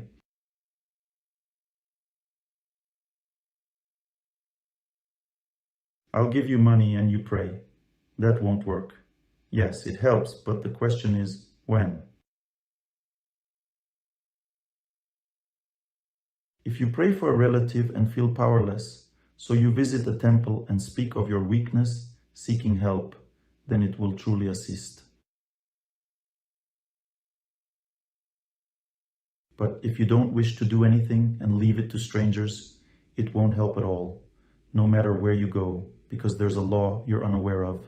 Assistance will come to them only through your heart. If your heart is asleep, shut off. How can they receive help? They don't know these strangers. Aid comes only through close relationships, through your ties. But these people don't know them. How can aid come? It will come only through you. Hence your heart aches, as it says, work, now's the time to labor with heart. Now you might say, why do I need this? Here, a relative has departed, and why would I pray all day? They tormented me all my life. Now I should pray for them. I'll explain why you need this. If you purify the existence of a departed relative, you receive a special grace from God.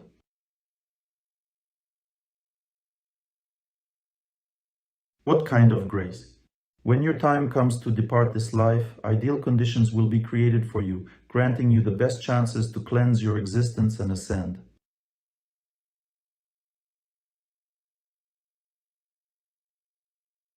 What does ideal conditions mean?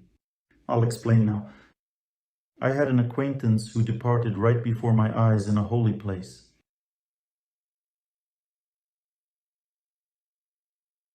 He suffered from stage 4 cancer. He entirely emaciated. As he was passing away, many people gathered around, all praying sincerely. I witnessed his ethereal body being purified, and he simply ascended glowing, transitioning to a spiritual realm, not because he deserved it. Although he lived a monk's life, he departed this life probably around 45 years old. He ascended radiantly because people prayed for him, and I saw his destiny being cleansed. It simply shone, and he ascended.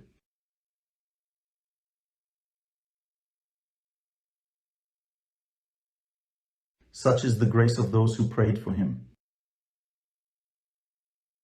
Question: how often should one pray? Oleg Genadievich, my dears, it all depends on the heart. There are 3 states of the heart. First state, you feel a separation from the person, but when you remember them, your heart is filled with God's grace. But not when you want that person back for yourself. You won't truly feel what's happening with that person in such moments. You'll feel it when you set your desires aside and just recall that person. Here's an example for you. Say, a guy stands next to a girl and kisses her. She asks him, hey, do you want my body or me? He replies, of course I want you. Then why don't you ask how I'm feeling? if I even want to kiss today or not. You understand? Feel the difference? Yes? Sometimes you're indulging in the person, but you don't actually care about them. It's the same here. You want the person back. You cry. But do you really need this person or not? That's the question. Or do you just want the pleasure that you can't get from them anymore? So, if you forget about your feelings and think of the person, then you'll feel one of three things.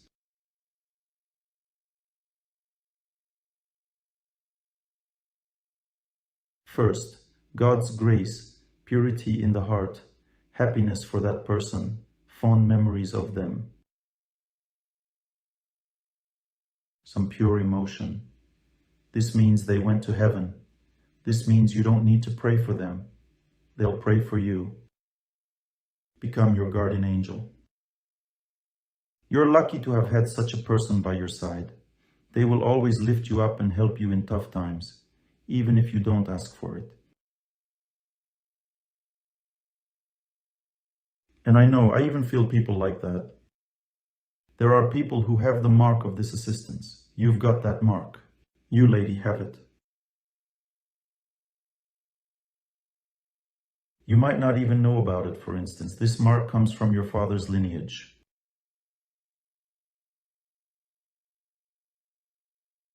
On your father's side, there was an elevated relative who still protects you. Maybe you know nothing about him, or perhaps you've heard about him. Not sure? It's called a guardian angel, you understand? A person has help from above even if they don't know about it, simply because in their family lived a person who dedicated their life to prayer and ascended.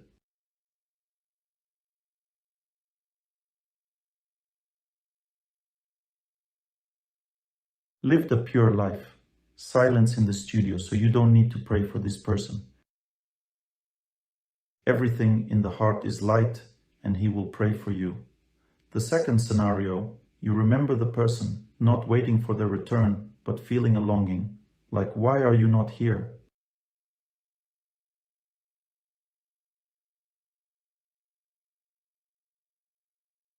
Well, it feels odd, like they left, but they didn't.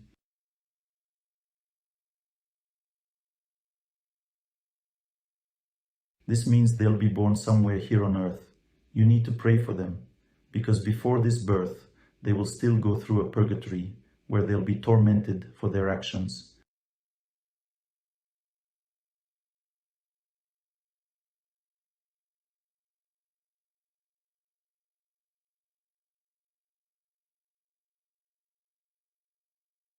And the next scenario, a weight on the heart, a feeling of hopelessness, indicates that this person lived a terrible life and they'll descend to hell. For this person, you need to pray deeply. That means really immersing in the prayer.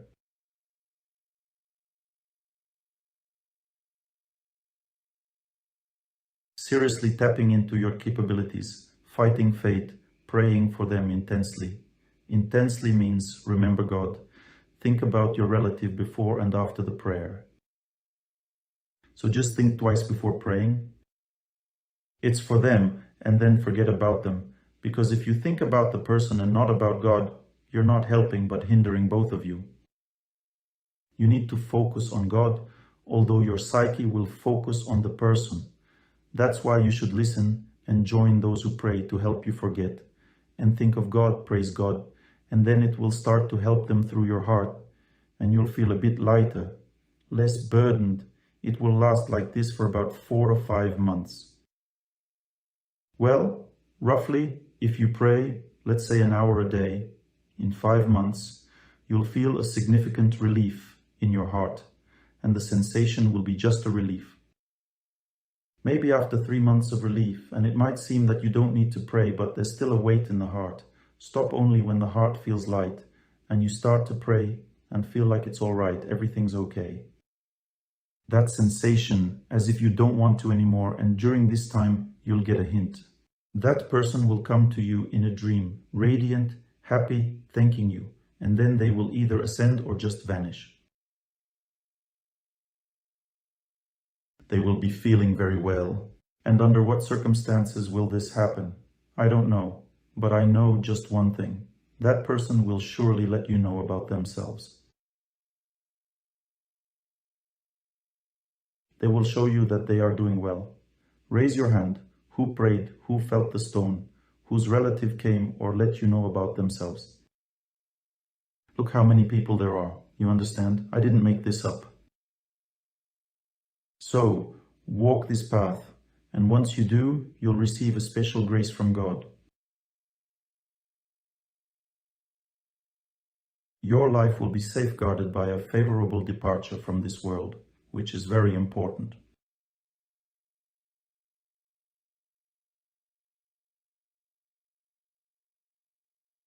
What do you think is most important in a person's life?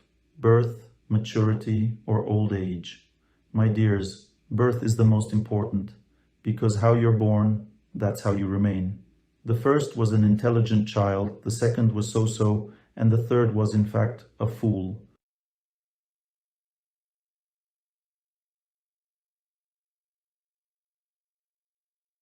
Birth is the most important. Here's someone who departs this life gracefully. They receive a favorable birth. That's the idea. So pray for your relatives in order to get a good birth for yourselves, in a good family with noble consciousness, with a clear, bright memory.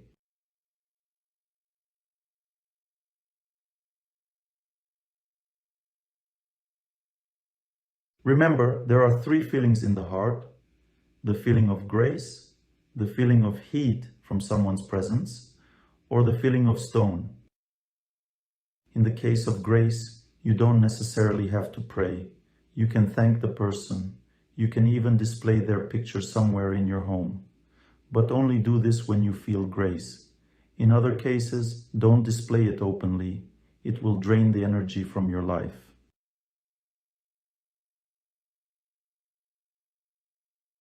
Makes sense, right? But if there's divine grace, then you can. Also, you know when a little child who hasn't done anything wrong passes away, it's always the same. I've seen it many times. Regarding such a child, firstly, the same feeling always arises about this child. Parents always feel the same burning sensation in their hearts, a terrible feeling of loss, and that the child was the best and brightest person in their lives. And it's true, because only those come here for such a short span, only those who had a little bit left, a little bit short of enough to be there. And they come here for a year or two to live on earth, and then they move straight up and become guardian angels for these parents who faced such a loss, you understand? Usually such children come to good people, they don't come to the bad ones. They come to religious people, the really serious spiritual ones, and imagine they had a child. The child lived with them for a year or two, and due to some circumstances passed away. They can't cope with this loss. But in reality, if they looked at the child during the times they mourn, they'd see them radiant, beautiful, blessing them constantly. If they could see this, they'd find peace, you understand? People suffer in separation because they believe separation is real.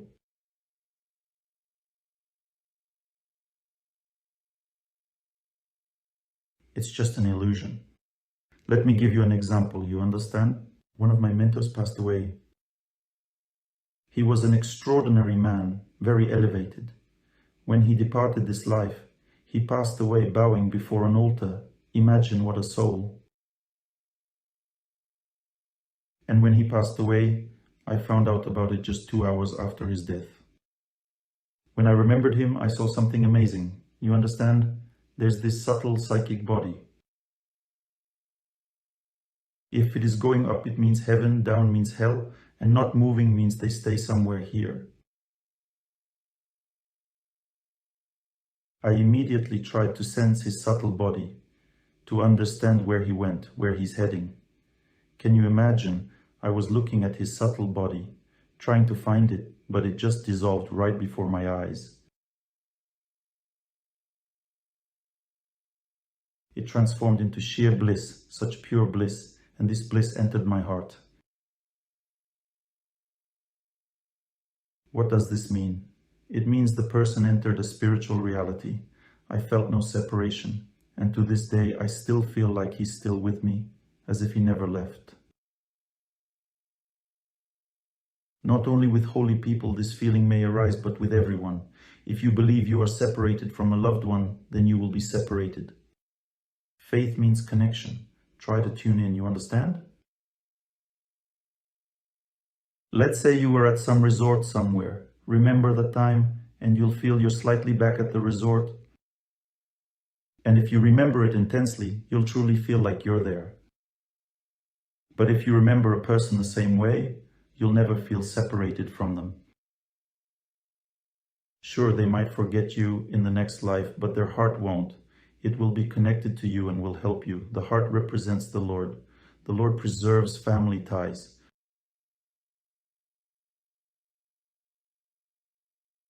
But those born up there can remember and assist personally.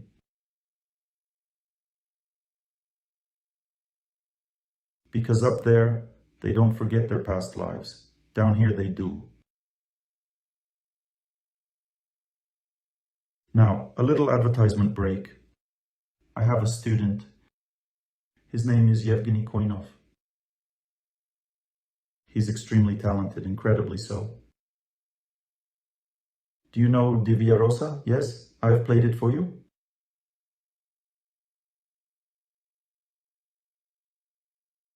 And when Divya Rosa met Yevgeny Koinov, a masterpiece was born. Together they created a masterpiece like I've never seen before in my life. So Divya Rosa wrote a song praising Earth. It's called My Earth. And Yevgeny Koinov paired it with a video. When it all came together, I was blown away.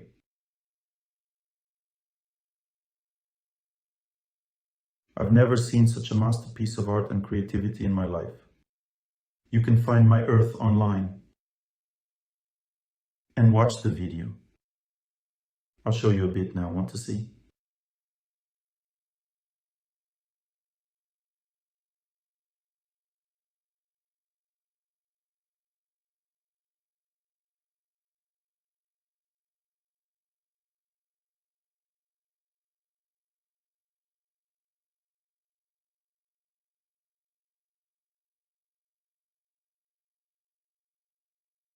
Can everyone see?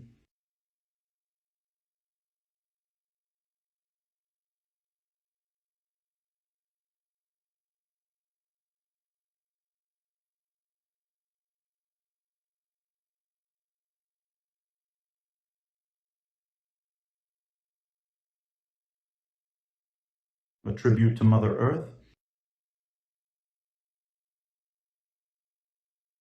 Amongst the clouds of peace and quiet, you dream under the gaze of your moon. The cheeks of your meadows grow pale. In black lace is your blue attire.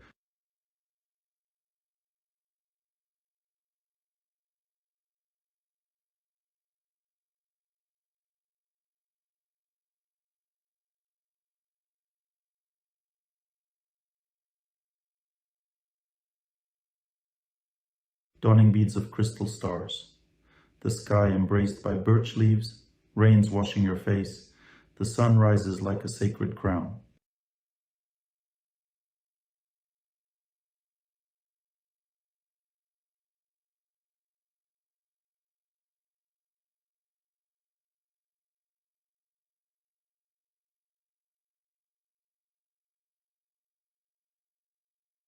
Butterfly, freckles attracting to themselves.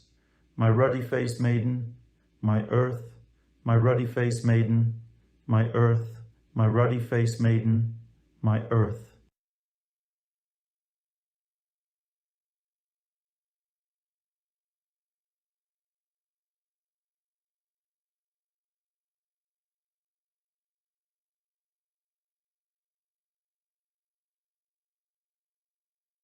Forest sarafans with river frills, maidenly protective embroidery. Your meadows are patterned sleeves, shores bordered with stone. Your eyebrows fly like swallows.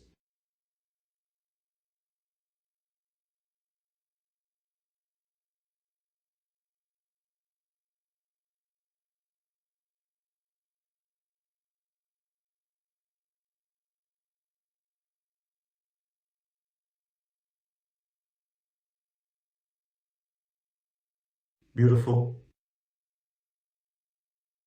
Yevgeny Koinov also came up with something called hacking reality. It's a show, a theatrical performance where you'll witness various aspects of your existence, unusual human abilities in life.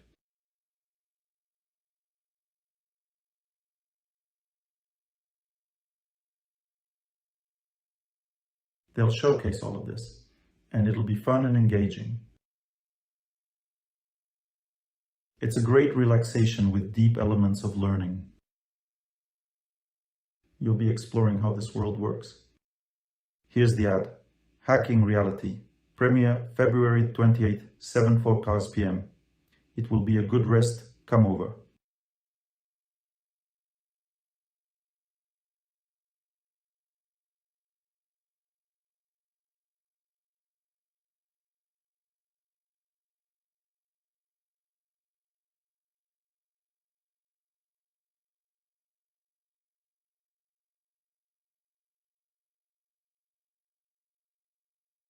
All right, my dears.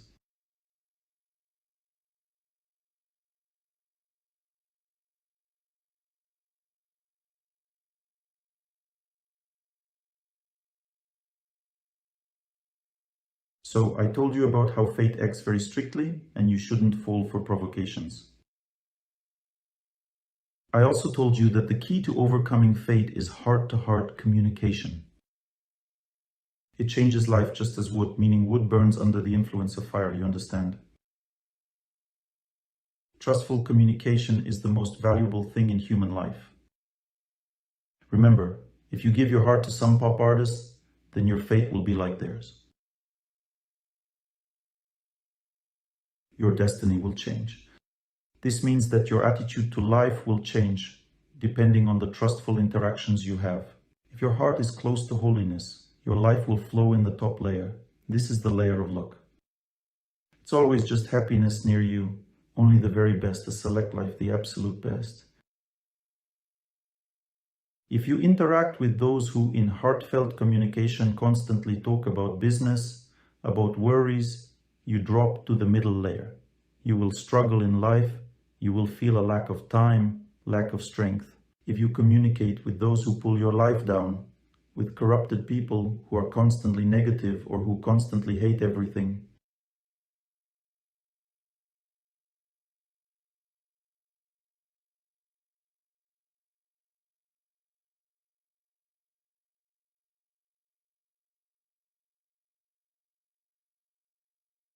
it's all a mess. Everything's bad, everything's not beautiful. That is, you choose for yourself with whom to interact, how to perceive this world. And this is the most important science, you understand? The efficiency of your life can change drastically. That is, in the bottom layer, it's impossible to live. There, a person just goes nose first by their fate, you understand? In the middle layer, they crawl on all fours, and in the top layer, they fly over one's fate like an airplane. Choose where you will live. You understand? That's why people who are not fools have been building temples since ancient times. You enter a temple, there are icons everywhere, purity. Why are there different faiths?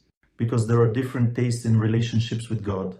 Let's say one wants to feel God as the greatest, making them invincible, unbreakable. Then they worship Allah.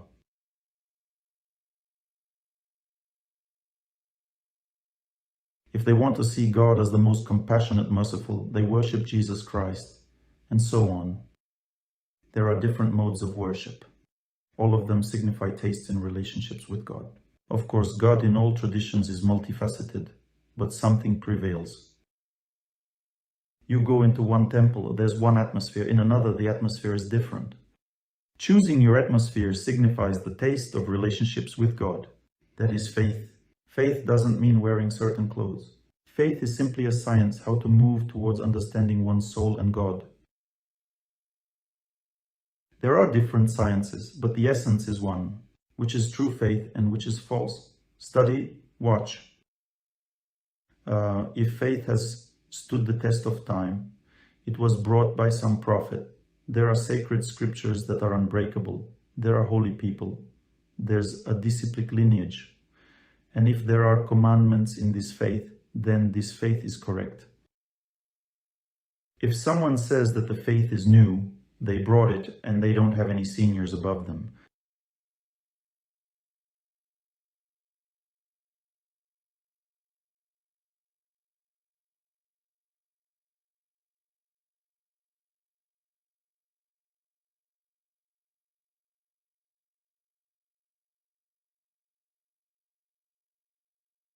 It's all very simple.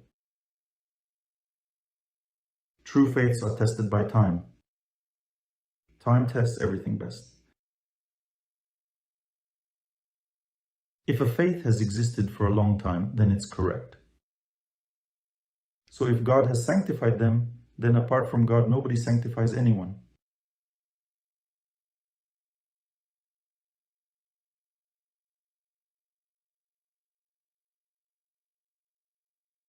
Why do we need faith when there's love? You see, love can be of different kinds. Let's say you love a person. This love leads you to human egoism, to suffering alongside them. This is also love. But if you look deeper into love itself, it still comes from God. A person doesn't give love to another person. The soul, by its nature, acts as a reflector. It reflects God's love. Let's say, if a soul is filled with God, it can love deeply. If it isn't, it can't. Faith is just a direction, while love is the truth, the reason one lives for. Look, when someone says, "I don't believe in anything," that's their faith. It's impossible not to believe. One always believes in something, which means they're heading somewhere. Faith is a path. Love is where we're heading. It's our goal.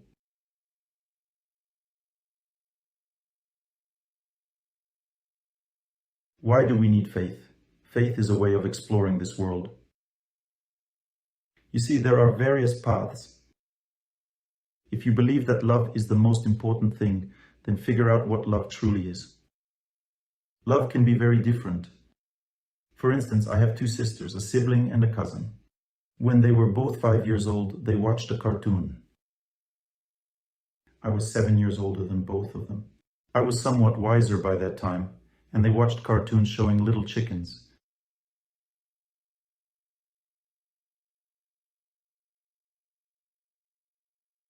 And my sister said, "I love to eat chicken." At the same time, my cousin started crying and said, "I love the chicken too, but only when it's alive." You understand? Both are expressions of love. When a man wants to enjoy his wife's body, that's one form of love. But when he wants to take care of her, that's an entirely different love. Still, it's love. And when he sees her serving God and feels her soul at that moment, that's a third form of love towards the same wife. You should study these types of love, my dears, because otherwise life won't seem like a bed of roses. Because if you saw your wife serving God and then felt a burning attraction to another woman, compare these two types of love. You're drawn to another woman because you want to have sex with her.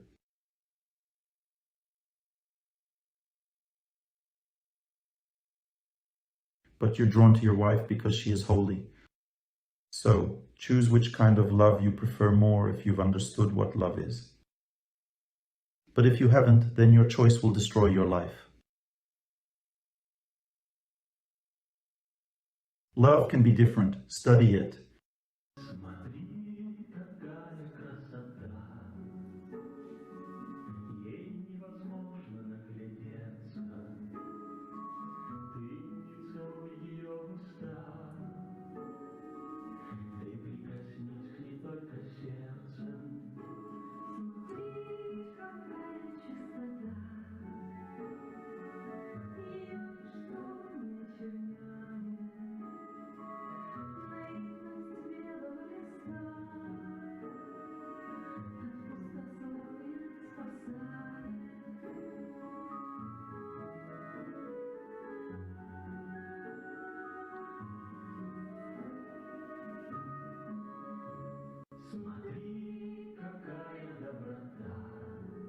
Высшую любовь изучаем мы с вами. Что без раздоров и хлыста прозрение сердце обретет. Смотри, какая высота, что невозможно дотянуться самых высоких в мире скал. Луна и солнце утомлются.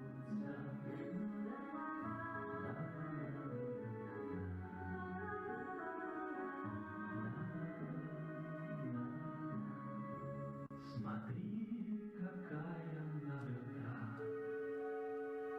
что невозможно не смутиться.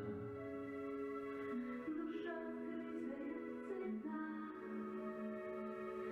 и ангел поет, как птицы. Смотри, какая полнота, небо нести не расплескал, но не коснется пустота того, кто любит, все отдав. Learn to love. Love means giving everything away. But a person can't just give everything away so easily. Try to be selfless. People have a fear for their own lives. It makes them act out of selfishness. But if someone connects with sanctity, they lose fear and selfishness, and that's true love. Such love can't exist without true faith, so you need faith to find true love.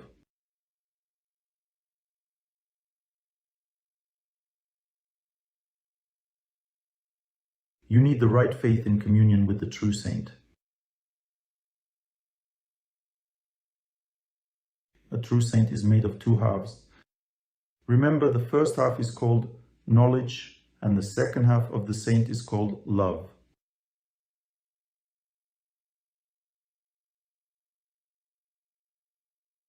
If someone speaks only of knowledge, talks about God but has no love for people, it means they aren't a saint.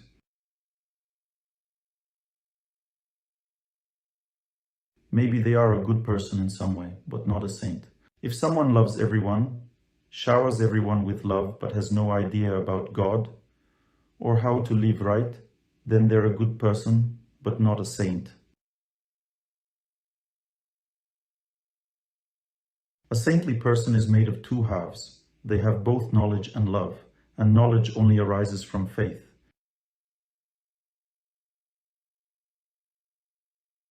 Faith is the right path, you understand?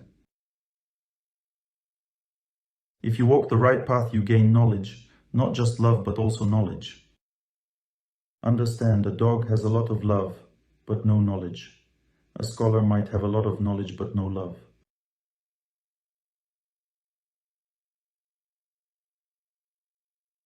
So both are essential for a person in equal measure, my dear friends. It's very important. And the main knowledge is knowledge about life. That's the most important knowledge. There's secondary knowledge and there's the primary one. Life means striving towards God. That's real life. A soul can be oriented in two directions.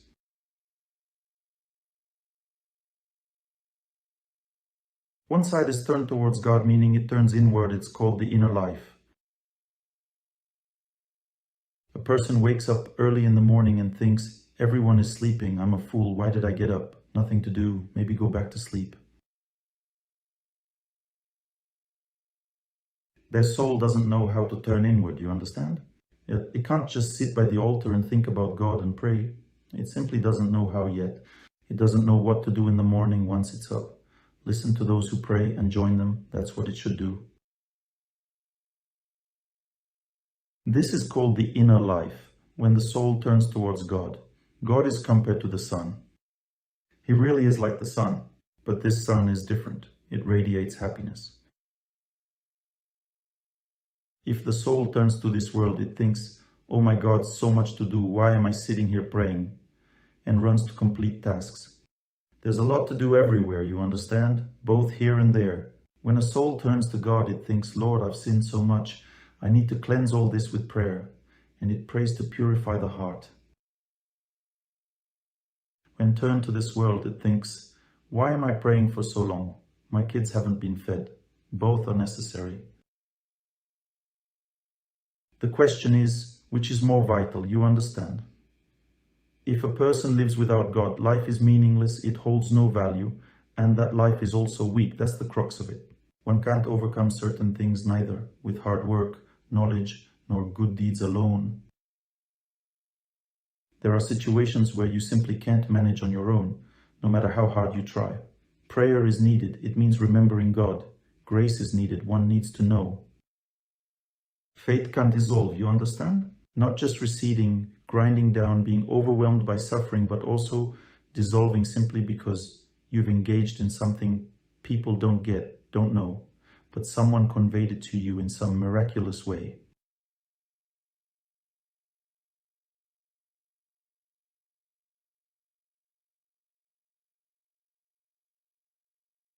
So, my dear friends, let's sum up our 3 days of conversation.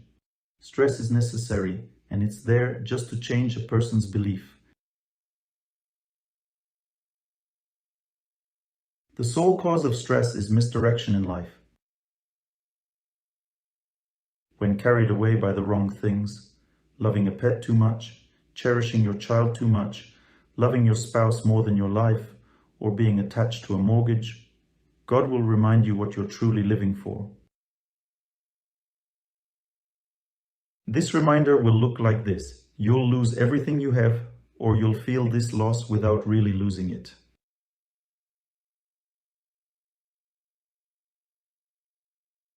The Lord will show you the right direction. Stress is essential in one's life. Don't curse your stress. If you've endured it, who's been in depression for years, don't curse it, please. You needed it.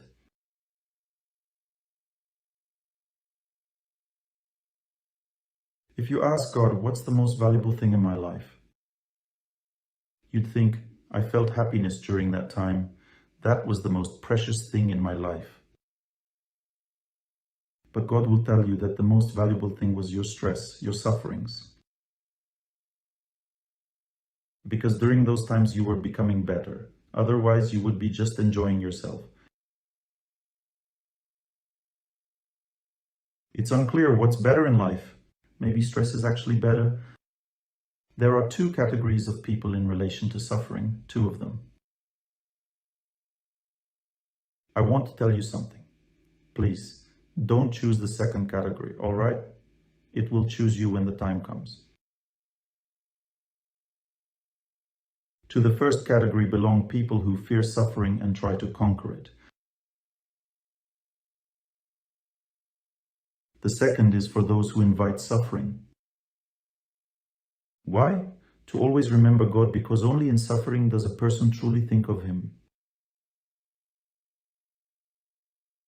I tried being in the second category, prayed to God, Lord, send me suffering so I always remember you.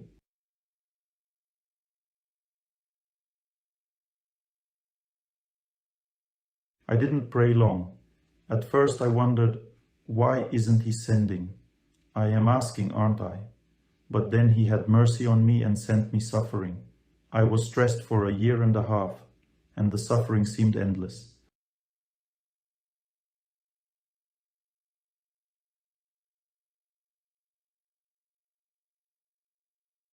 Even though I prayed and led a right life, I couldn't pull myself out.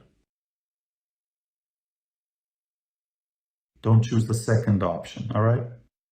That second option is for saintly people.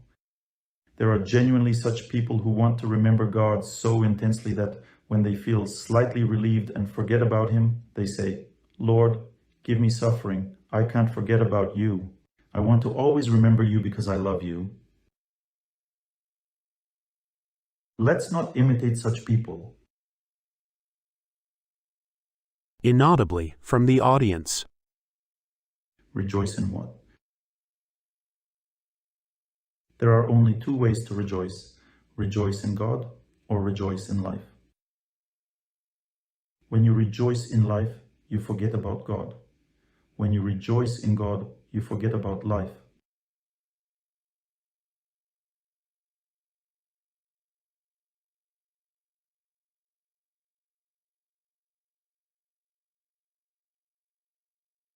We must choose life. Don't forget about life, my dear friends. We need to serve our relatives, progress at work, and become successful individuals. And if you're struggling, maybe it's time to live for God. Don't be stingy, otherwise nothing will work out. When stress hits, work a bit less, focus less on your tasks, and pray more, get more fresh air, jog more. And the older you get, the more you should be engaging in these activities. Otherwise, life might end quicker and in a worse state than you'd like.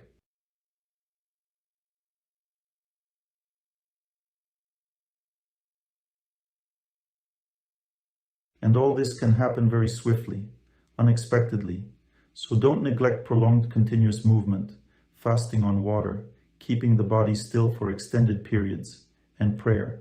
These are the 4 methods, 4 ways to live happily and stay healthy.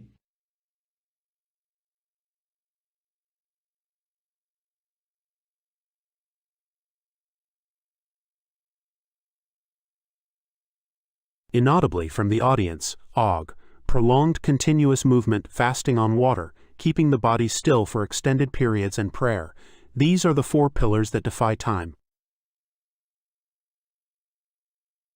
These 4 forces push time away from a person, preventing it from engulfing them.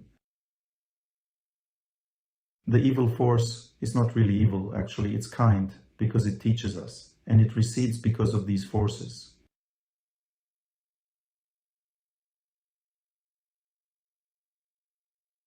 Three forces remove time from the body and psyche. These are fasting on water, prolonged movement, and keeping the body in a stationary position.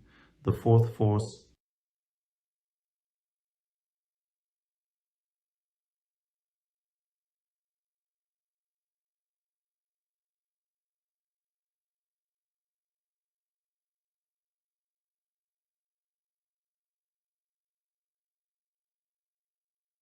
and it begins to come into contact with which kind of time? The spiritual one.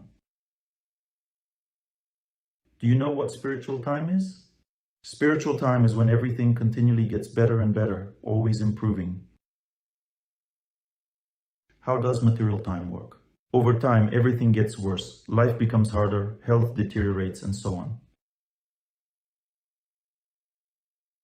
But spiritual time makes everything better and better. That's why I won't part with the youth organization. I'll forever be young. If a person connects with spiritual time, their soul doesn't age. Such a person is always young at heart. They don't experience old age, they only know youth. Connect with spiritual time, pray, and then your old age will be like youth for you, and you'll remain forever young and happy.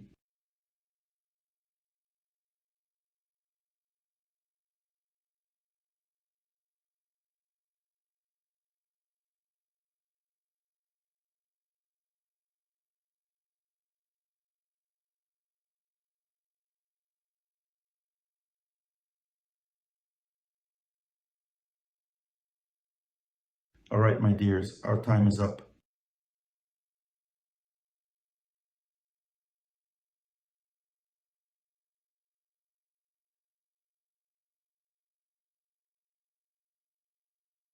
I hope you weren't bored during the lecture today.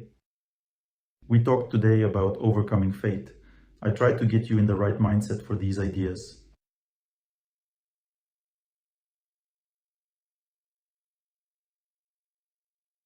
Everyone sit up straight, listen and repeat.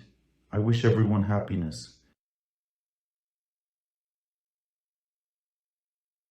I wish everyone happiness. I wish everyone happiness. I wish everyone happiness. I wish everyone happiness. I wish everyone happiness. I wish everyone happiness. I wish everyone happiness. I wish everyone happiness. I wish everyone happiness. I wish everyone happiness.